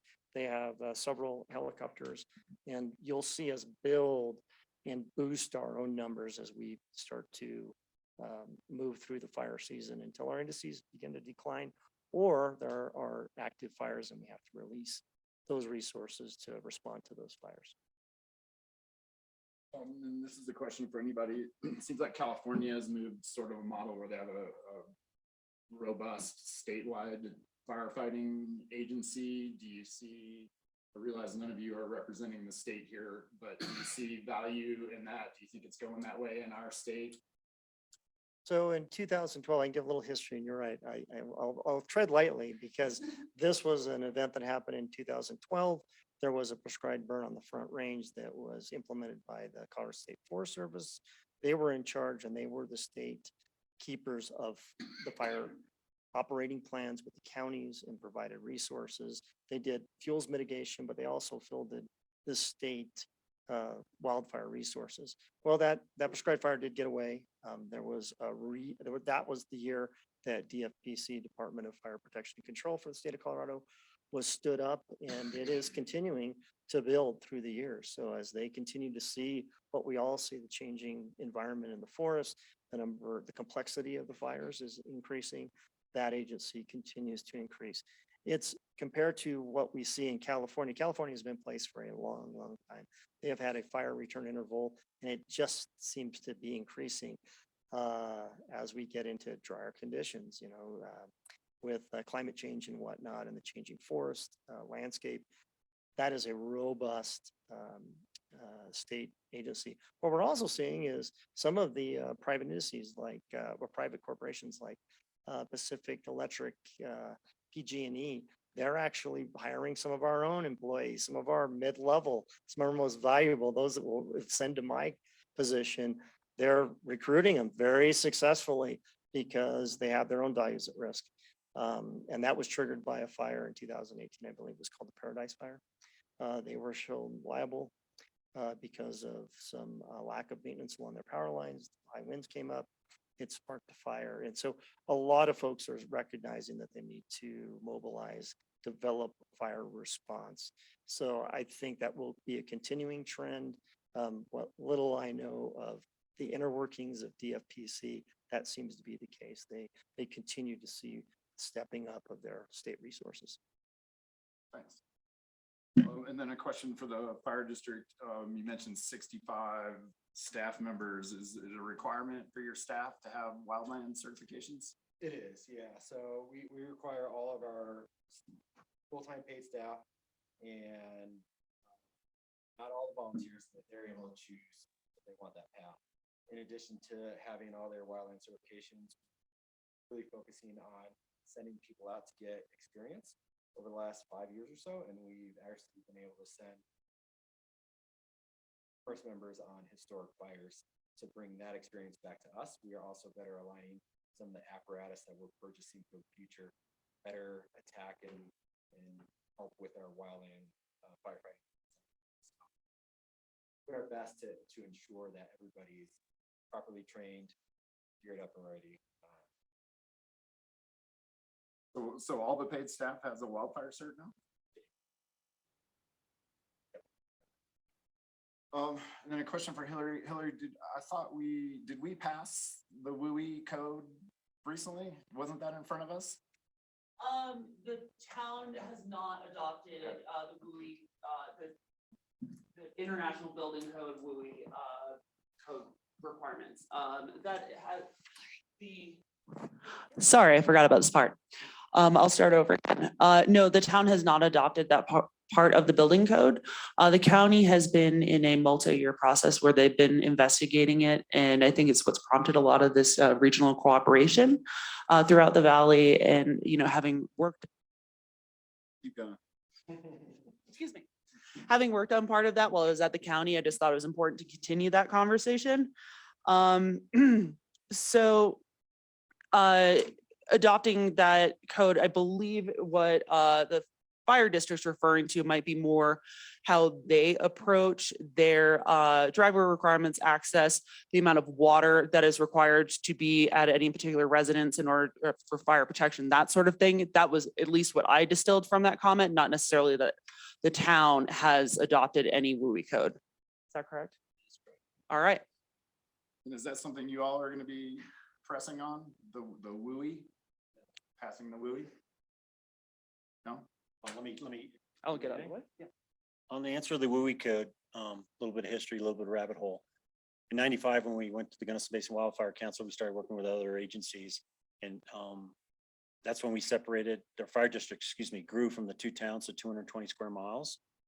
So we went through 7 years of planning commission meetings and adopted water standards and access standards. The access was in cooperation with Gunnison Road and Bridge, but our water standards are more strict than the WUI code. So we're going to take pieces of the WUI code. For instance, the county is going to adopt what they're going to adopt, but within our district, we are going to request to keep our standards because we have more strict water requirements and our access issues are wider roads, different grades that are more accessible for us and our mutual aid partners to access on. The building code part for the hardening that Rob's talking about and fire resistive construction would be on the county, but to take the whole code book and adopt it, no, you're going to pick out what we've set a trend. It's a higher level, but I think the county's going to set with the basis because they have approximately 3,100 square foot. And that's a big task for plan review, inspection, adoption, and definitely the maintenance of the defensible space. So we will be approaching you and we're kind of the model. We've been doing it a little bit for a while as to what you should or shouldn't adopt and try to at least get the defensible space stuff going and pretty good on water supply and access. So I'd work with your staff to see what we're doing, see what the county's doing, how it could be applicable to what you have. Yep. And just, I guess for the benefit of other folks, I had the chance to work with this stuff a little bit, but building code and fire code and WUI, those are all interrelated and work together to some extent. Correct. They're all the international level. It used to be the Uniform Fire Code, and then it's gone to the international level. So this is international. And then every town and agency has amendments to those individual codes based on your terrain, topography, fuel types. They'll reference each other. Yes. Yeah, there's been so much talk about codes lately, so I was curious. Yep. All right, does anybody else have anything for wildland Does any, fire discussion. does anybody know if there's any kind of money available to help create and like a general or comprehensive plan for a town in terms of not only evacuation strategies, but general like management of like anything like that? Is there, are there grants out there? Are you guys aware of anything like that? Oh, I'm sorry, what's Funding like sources for developing an emergency, evacuation plan or any sort of a. There is, and there's comprehensive- also grant monies available through the Western Regional Wildfire Council based on levels of extreme fire areas, like Trappers is getting some mitigation done work, and some of it's 90-10 grants and 50-50. I wouldn't doubt if there's some agencies out there and grant monies available to develop plans or work with you to accelerate a plan. Yeah. Thank you. I think another thing that would help is I highly encourage representation on the Gunnison Basin Wildfire Council. For law enforcement is a sidearm of the sheriff, and we're all involved, and that's where some staff member lost work could come down and learn a lot and have an idea what's going on. We always give updates and encourage that. So. Great. Anybody else? Thank you very much. Thank you. See you later. Appreciate it. Okay, next thing is town manager's report and discussion items. Greg, we will start with you.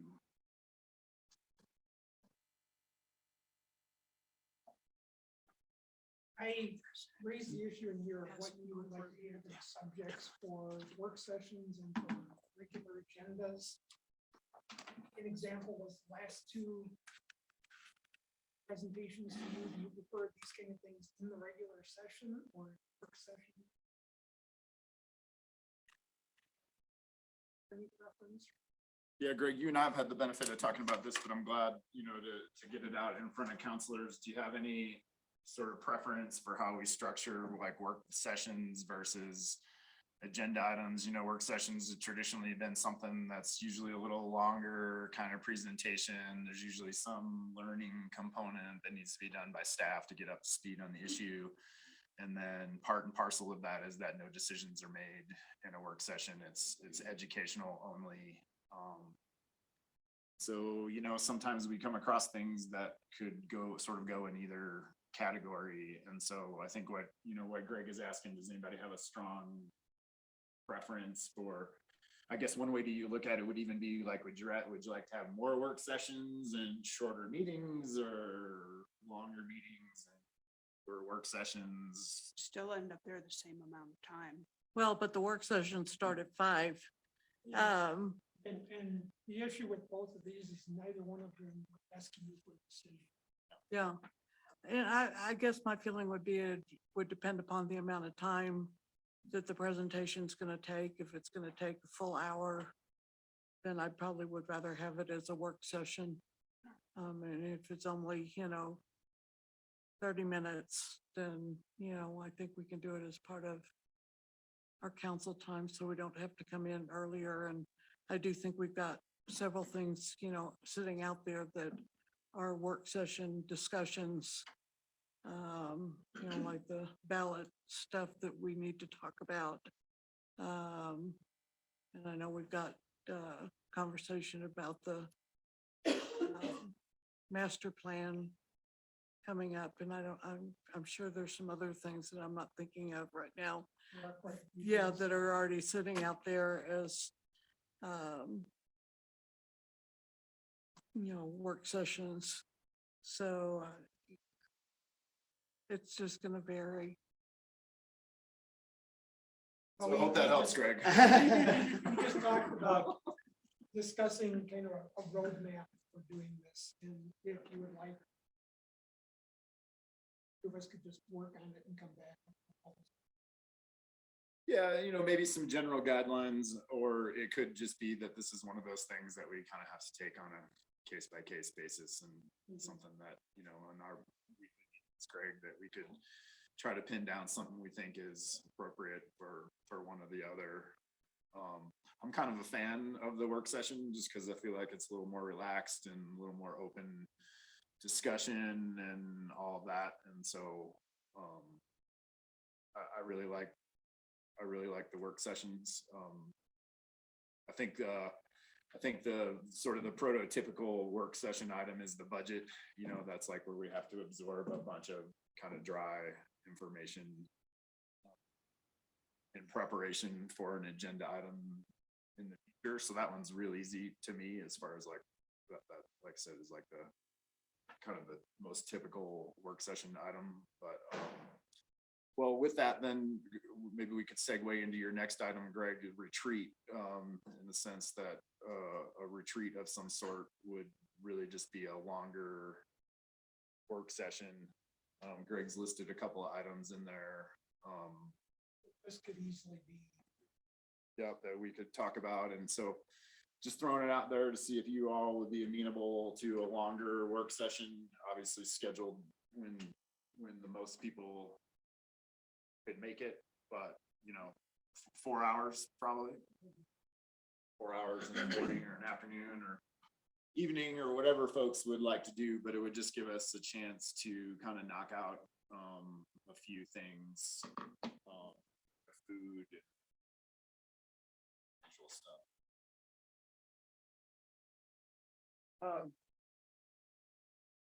I personally, you know, I like the retreat ideas for items like master plan. Things that are so broad in scope, or, you know, should be so broad in scope that it requires focused, concentrated effort. You know, that would be a good treat type of topic. Or strategic planning, master planning, something that, you know, yeah, absolutely, the strategic plan, you know, like how are we going to move ourselves from where we're at to where we want to be in the future? You know, what, you know, that is not something that can, you know, that's not soundbite kind of, you know, activity. That is something that has to be, you know, digested. You know, it Spending takes, time talking about what we want to do with parcel F, you you know, know, would be yeah, a good retreat conversation. you know, yes, you know, so the big ticket items, absolutely. You know, I am not opposed to 3 or 4 retreats a year. Work session stuff is stuff that, you know, if it could be handled in an hour, yeah, you know, work session, but what comes through my mind is, you know, public participation is, I think, critical to any aspect of good governance. You know, without, you know, or if we're going to have, you know, sessions that can't include or don't include the public, you know, we need to somehow or another be able to either get, you know, their input before, or, you know, make sure that they find out about it after, because, you know, once again, my perspective. Unless it's an executive session, anything is a public meeting. So they would. So be even invited. if we had a retreat, if somebody wanted to come sit and listen to it. They they usually could don't- come. But They usually being don't show up, invited, yeah, but they see, would be that's, invited. that, you know, my point is, being invited is not the same as being able to attend a 4-hour meeting. You know, so, you know, Well, hopefully things discussed in this would then come out in a, you know, would come out in a synopsis of some in form as an that agenda they item could, at a you know, public meeting, easily so. digest. I'm just, right now, I'm just communicating generic preferences, I guess, or, you know, values, if you will, So when on there's how to approach it. So work sessions don't, I mean, there's no time limit on a work session other than respect for everyone's time. So Yeah. we start them at 5 typically and they go till 6 and then you start your regular meeting, but a budget work session could be an afternoon too. So whether it's a retreat or a work session's kind of Yeah. semantics, but retreats are typically used for things that are like, I want to say council bonding type things where you guys can sit down, roll up your sleeves and what as a council do we view strategic plan wise, master plan could be a good one. That's all. That kind of stuff. Yeah, trust falls. Whatever that might be, but there's no inherent limitation to the time in a work session. So, and they're all publicly noticed. And then whatever direction comes out of a work session could be, we don't want to go any further. So it never goes any further. 2, it comes back in one or more pieces before council for actual action items. So that's where you're going to get your public input. Or if it's something completely different, like master plan or whatever, there should be built-in opportunities for public input along the way. So there's no like one size fits all for. Well, so I guess on that one, it sounds like everyone's amenable, or at least no one's opposed, let me put it that way. And so maybe we could try to get a 4-hour work session / retreat, whatever we want to call it.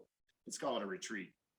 Sounds nice. Do Just you sounds have nicer. a preference, like afternoon or morning? Tomorrow. Tomorrow.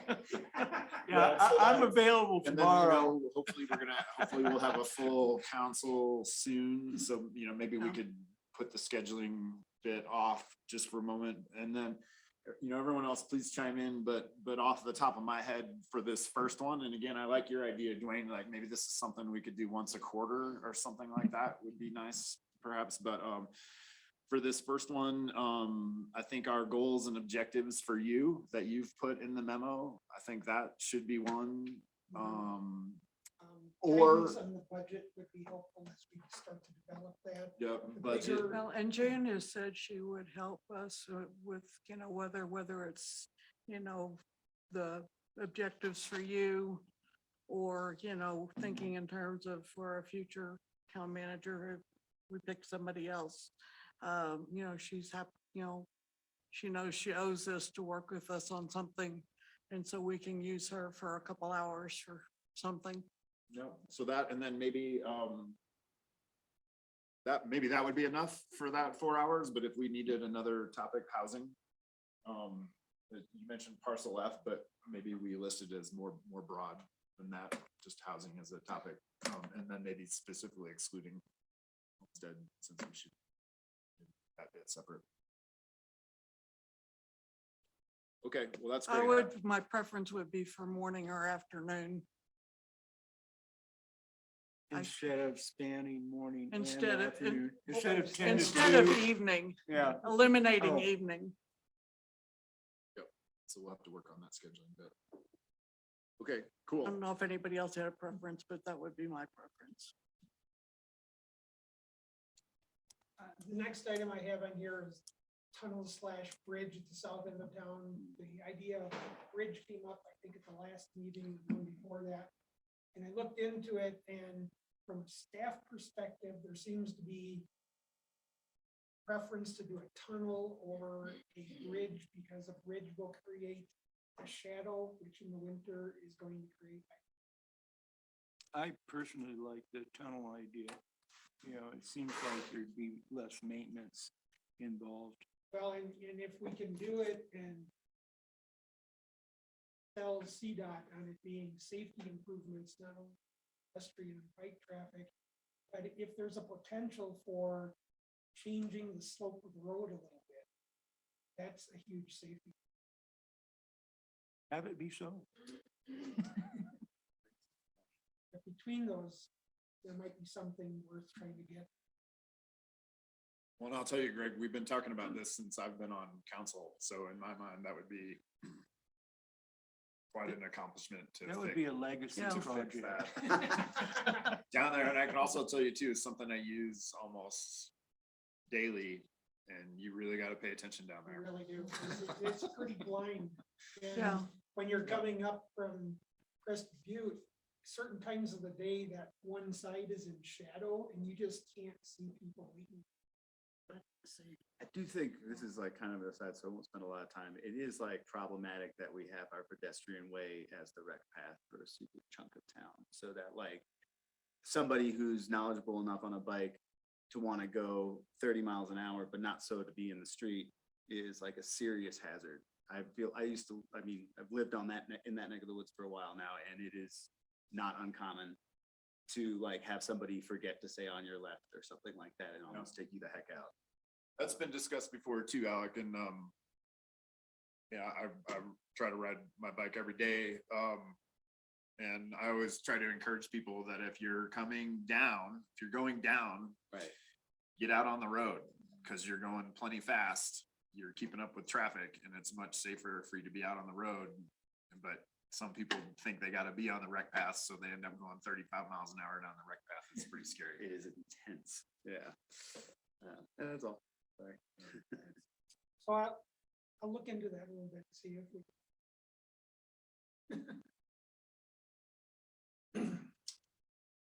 Salary survey,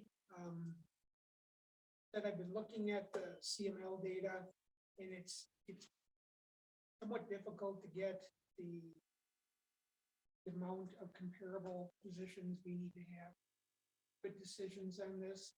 I did look into a couple of contract surveys or people we could work with, and looks like the range of costs is in the five. Be less than I thought. Part of that is because we have a small. Fund these and they've been 57,000. Wouldn't it, is it, A plus to being a small town. Yeah, it is a yeah, plus. is it out of the question to have one of the staff do it? It Staff it can't do it. causes a problem because it pits staff members against staff members. Well, no, I mean, as far as gathering information, that's Well, not I've pitting already gathered a anybody lot. against anybody. Yeah, he's done a lot of work on it. I put some spreadsheets together. And so how do you feel about the results of your efforts? Here, some of the way people answer the surveys for CML, some people just look at the title and respond and they aren't reading. Quest for, Problem is. The what description of position the really job, is, actual. because they're not comparable. You could probably look at some of the job titles and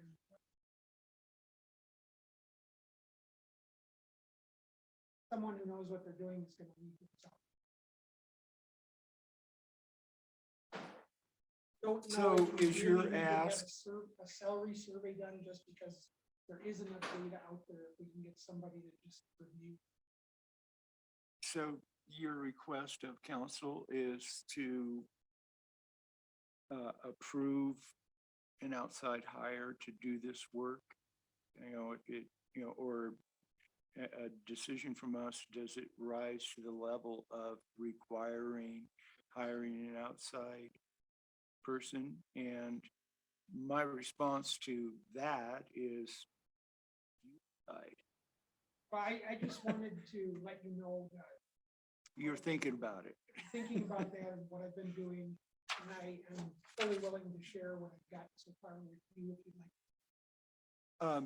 You know, and maybe that would be a good first step. Show us what you've got, and then, you know, and at the same time, indicate what you believe the limitations of what you have are, and recommendation for moving it forward. That's my feedback.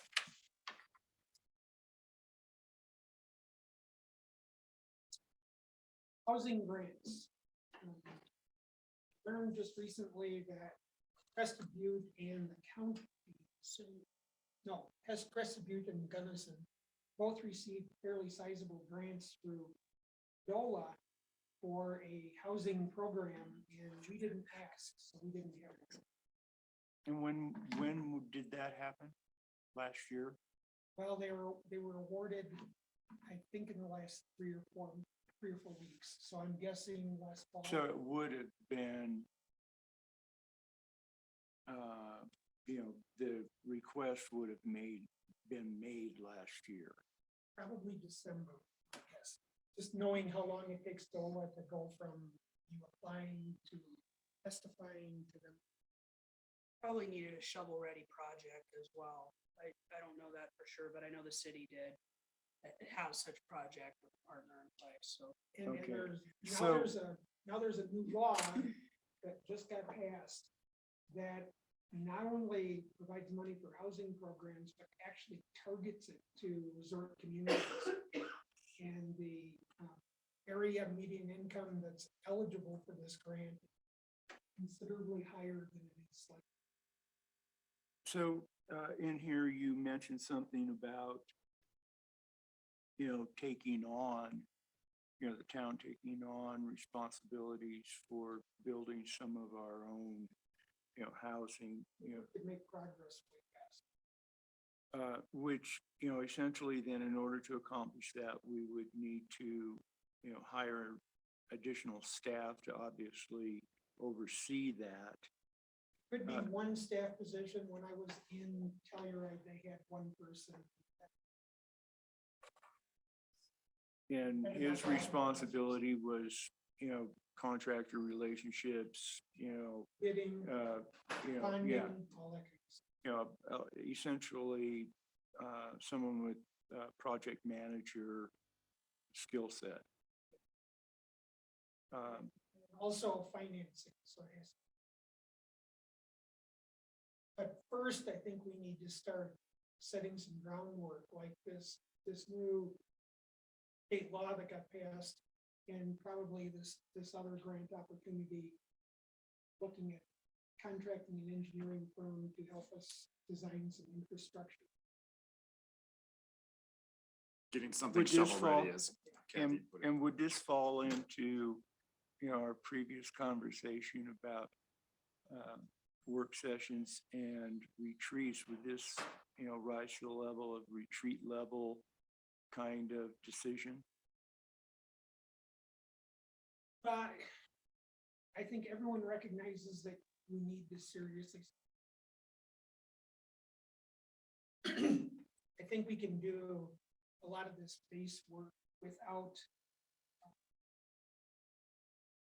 needing a retreat for this, but we surely could do that when it comes to issues like. Maybe we could, combine, something like. Well, I mean, I parcel think F until we have an and- idea of what we want to put on parcel F, it's kind of hard to do the infrastructure. Because you don't know where you want you don't know where you want the water lines to go through and. Well, and you also have the issue, part of the. For North Valley. North Village. It's not separated. Oh, it's back as part of that?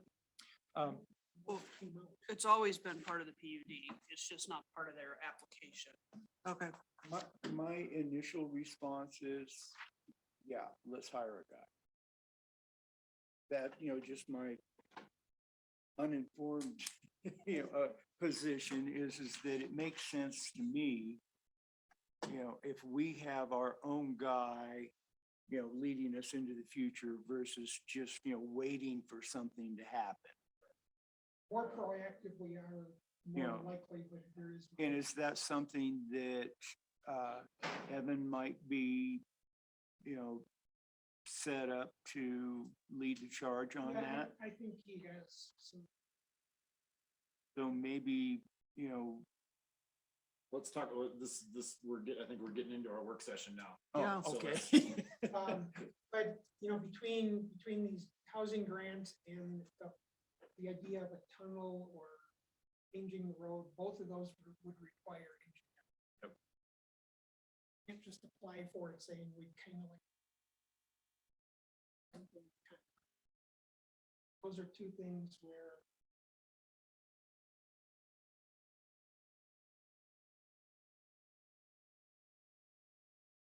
Well, we have had relationships with SGM in the past that, Still do. and so that's a small obstacle to clear. Okay. And then in case you didn't read it in the paper, there was an article in there about the post office. I did read it. And I was surprised that they gave us an address we could write to. I don't know if it would go too far, but It takes 10 days to get there, but. there's times I'm absolutely sure that mail only goes one way around the earth. So if it's like just a little bit from here to the west, might take a day. If Send you're- if you're send east of yourself a here- letter, send yourself a letter sometime. It's an interesting experiment.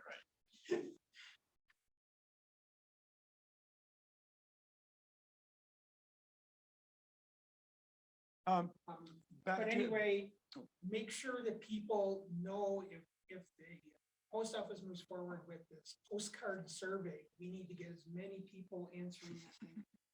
Can we get something on our website? Yes. Like a banner or something on our website that says, important, have it flashing. So anybody goes there, can't miss it. If we fail to provide enough input, it's just shame on us. Exactly. I mean, and the only thing or the first thing that comes to mind is, for sure, put it on our website that, everybody respond. And what's the time frame for that? I'm sorry. I don't know as I gave a real time frame. Because Well, we they didn't should- say when they're going to send out those postcards. Well, so then we should establish our own time think we frame should for like, get on it. like within the next month. Something. That would be my feedback on that. Hopefully they'll give us some heads up when the surveys are going out. Marissa, you had something? But the surveys are going out. I will certainly be working to do outreach, and there's a lot of different things that we can do. So Great. newsletter, website, social media, just different types of outreach. We can do a mailer, we can do our own postcard too, and there's a lot of different ways that we can Love how get on that out top to the of this you community. sound. So, yeah. I think it's a huge problem when you try to enter an address. from here. I had, trying to get stuff online. You give them your address where you want to send it, and they said, we can't send it there. I can give you And, some tips on that, but we'll do that. oh, outside. yeah. And then I just wanted to mention the Gunnison Valley Health is putting in a pediatric. Nice. Makes me want to start having babies. I know. That was totally tongue in cheek. The wedding garden is now. Yeah, right. That in paper. I want to see that. I want to see you having a baby. Hey, men, can have babies now. All right. Yeah. Greg, what else? And the wedding garden is open and it's operating now. And then I participated in a climate change impacts webinar the other day that was just fascinating. And we have a website that's put together by CU and it services Colorado, Wyoming, and Utah as primary focus areas. But I encourage you to click this and just save it on your browser because they data on a regular basis. It talks about rain levels, it talks about how much snowpack. One of the things that was interesting was this one guy said that historically they always measure the snowpack on April 1st because that's the highest depth of snowpack and that's not working anymore. Now it's in March sometime. That's not like a 1-year change. That's It's a trend. yeah. It is. So all of these numbers that they've been using historically might have to change in there. Yeah, and I'll just real quick too, the water district is updating all of its, its water evaluation for the district, and they're doing it on a shorter cycle than previously, again, because it seems like things are changing. So, all right, Greg, anything else on your report? I was gonna comment on his report about the climate summit in Breckenridge. Registration from Mountain Towns 2030 opened up today. So if you're interested in doing that, yeah, go on to that website that he listed there, and you can I encourage look you at to the, participate. yeah. It's something I that's went to the worth very doing. first one out in Utah, and I just haven't been able to go again. Is this something that can be remotely attended? I don't know. I I tried that don't with a conference a week or two ago and they. It'd be a lot more, it'd be a lot easier to participate. Their remote. conference things are really hard to interact and hear because of the way we're Yeah. speaking, If mics they- are set if up. They were all in one room and they could do it back and forth. that Yeah. probably would work like here. But it would be good if breakout somebody rooms. could, it'd be good if somebody could go. Okay, I'll go. And then just. I one- didn't say you, one I other said thing somebody. is We're reviving a discussion about closing out the old police pension plan. Yes. And we need to get information from Alton to tell us what that money value is. Yep. So Kathy has initiated discussion with him, and hopefully also this afternoon. Okay, so more to come on that. There's a process for terminating it and what you can do with it. And Sure. we don't. Just one other thing is Hillary wanted to talk about the master. All right. About the what? Master plan. Oh.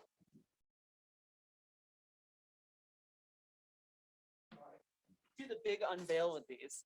All right, I'm about to get all Leslie Nope on you with this. I wanted to update y'all on the winter experience survey, which turned out to be an absolutely amazing opportunity where we re-engaged the public. And so survey flyers were distributed in over 18 locations between Crested Butte and Mount Crested Butte. The town email campaign, which thank you, Marissa, went out to over 1,200 recipients. So the average government email open rate is about 28%. The open rate for this particular email was nearly 79%. Oh my gosh. That's a staggering, unheard of open rate. So super psyched on that. Again, thank you, Marissa, for your efforts on that. This past Sunday, we did a tabling event at the farmer's market, and it was great because they put me right next to the bakery line. So I had a captive audience that was just standing there while they're waiting for their pastries. While I didn't have a counter, I estimate that we had around 150 people stop by the table. And I can tell you with absolute confidence that I had lost my voice by about noon. As of 4:30 this afternoon, we had a total of 338 digital survey respondents. And while we haven't had the opportunity to count the dots on this printed survey yet, the boards paint a very clear picture of where our community's priorities lie. And just as a reference point, the past survey, we had 80 respondents. So much better public engagement turnout this time around. And then I printed out actually the survey, and I call it Dot Your Thoughts, where I asked all members of our community to, put where their priorities lie. So this is the actual printed survey. And as you can see, there's pretty heavy leaning on housing for locals. And then we have other thoughts, and this all information will be included in the actual master planning document, but I just thought it was really interesting. And I love seeing this as a planner, seeing all these dots and all of these points of, where our community has their concerns and their priorities, et cetera. And then of course they could provide their thoughts with Is there Post-its as anything to the well. different color dots? No, that that is a question I got asked several times. Those were the dots that I found in the supply closet, so Okay. have no bearing. And so one of the reasons why I had found it so important to go out to the farmer's market was that the demographic information that we had in the survey wasn't necessarily representative of our demographics in this town. And so, well, you know, nobody had to necessarily fill out the demographics. There wasn't a requirement to, you know, say that they, you know, prioritized a certain thing over the other. I did feel like we had a lot better representation of demographics throughout our entire valley. We had kids participating, and we had adults and members of the community, visitors to our community, and it was just a really successful event. And I had people at that table from 8:45 in the morning until 2:15 in the afternoon. So anyway, if y'all have any questions, happy to field those, but not a lot to add beyond that. These are in my office if you want to come by and take a gander at them. And I'm currently housed up in Carlos's office while he's on vacation. So, thank you. Thank you. All right. So next thing is counselor reports. I would like to go last. So Janet, you want to start? Do you have Okay, anything to add to yeah, your report? I do, and I noticed that one of my sentences here, I said that United has told us they will be back to daily service during the winter with an MRG. That's on the Houston flights. And I Wondered should- about that. Yeah. The MRGs. Yeah, we'll be back to daily. You know, they were only doing 2 times a week this summer. And they didn't do an MRG, but they've already told us that I think they've discovered that it's not working well. And so they're going back to daily, and we'll have an MRG cap on it again. On May 26th, I attended the Collective Impact meeting. The guys came and talked to us, Jeff and Sure, Janet, that flight out of Houston's direct, right? The yeah. flight out of Houston is direct. Yeah. Anyway, this was the thing that Jeff and the other guy came and talked to us about. And I attended this meeting, and they had broken down the action items into 3 categories: investing in the community, supporting the workforce, and increasing self-sufficiency. And we all had a chance to go around to each of those categories and talk about them.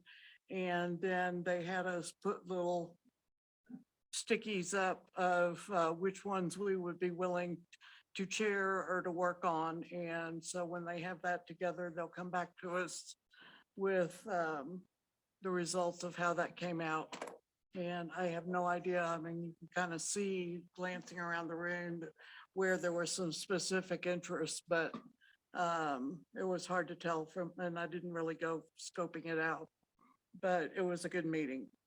And then on the 31st, I listened into a Club 20 legislative wrap-up town hall. And I would say the most interesting thing was the conversations about how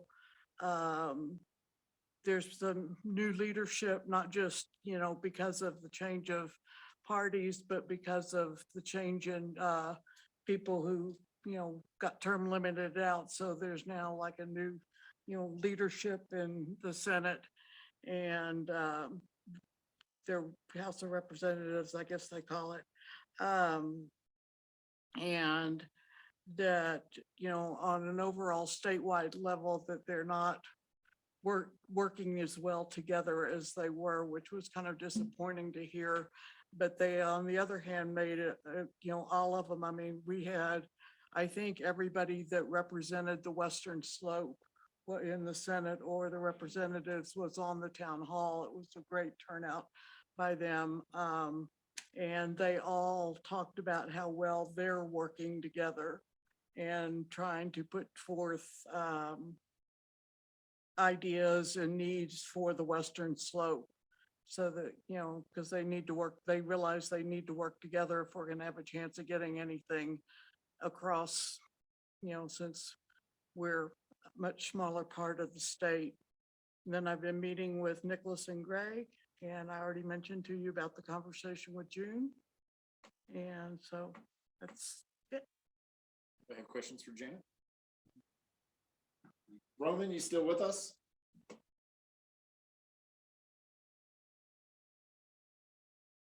On night.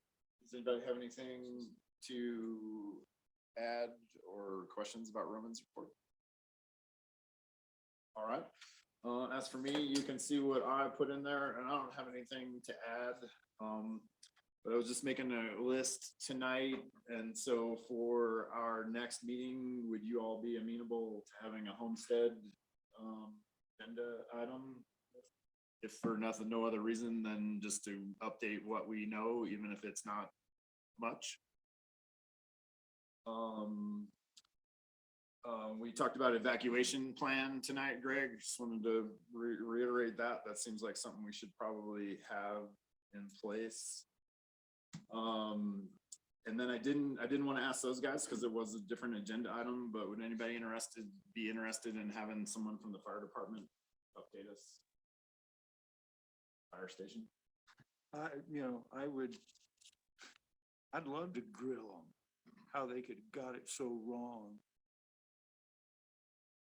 But don't get me started. Yeah, well, maybe we could just get an invite to the fire department and ask if they would be interested in letting us know what's going on.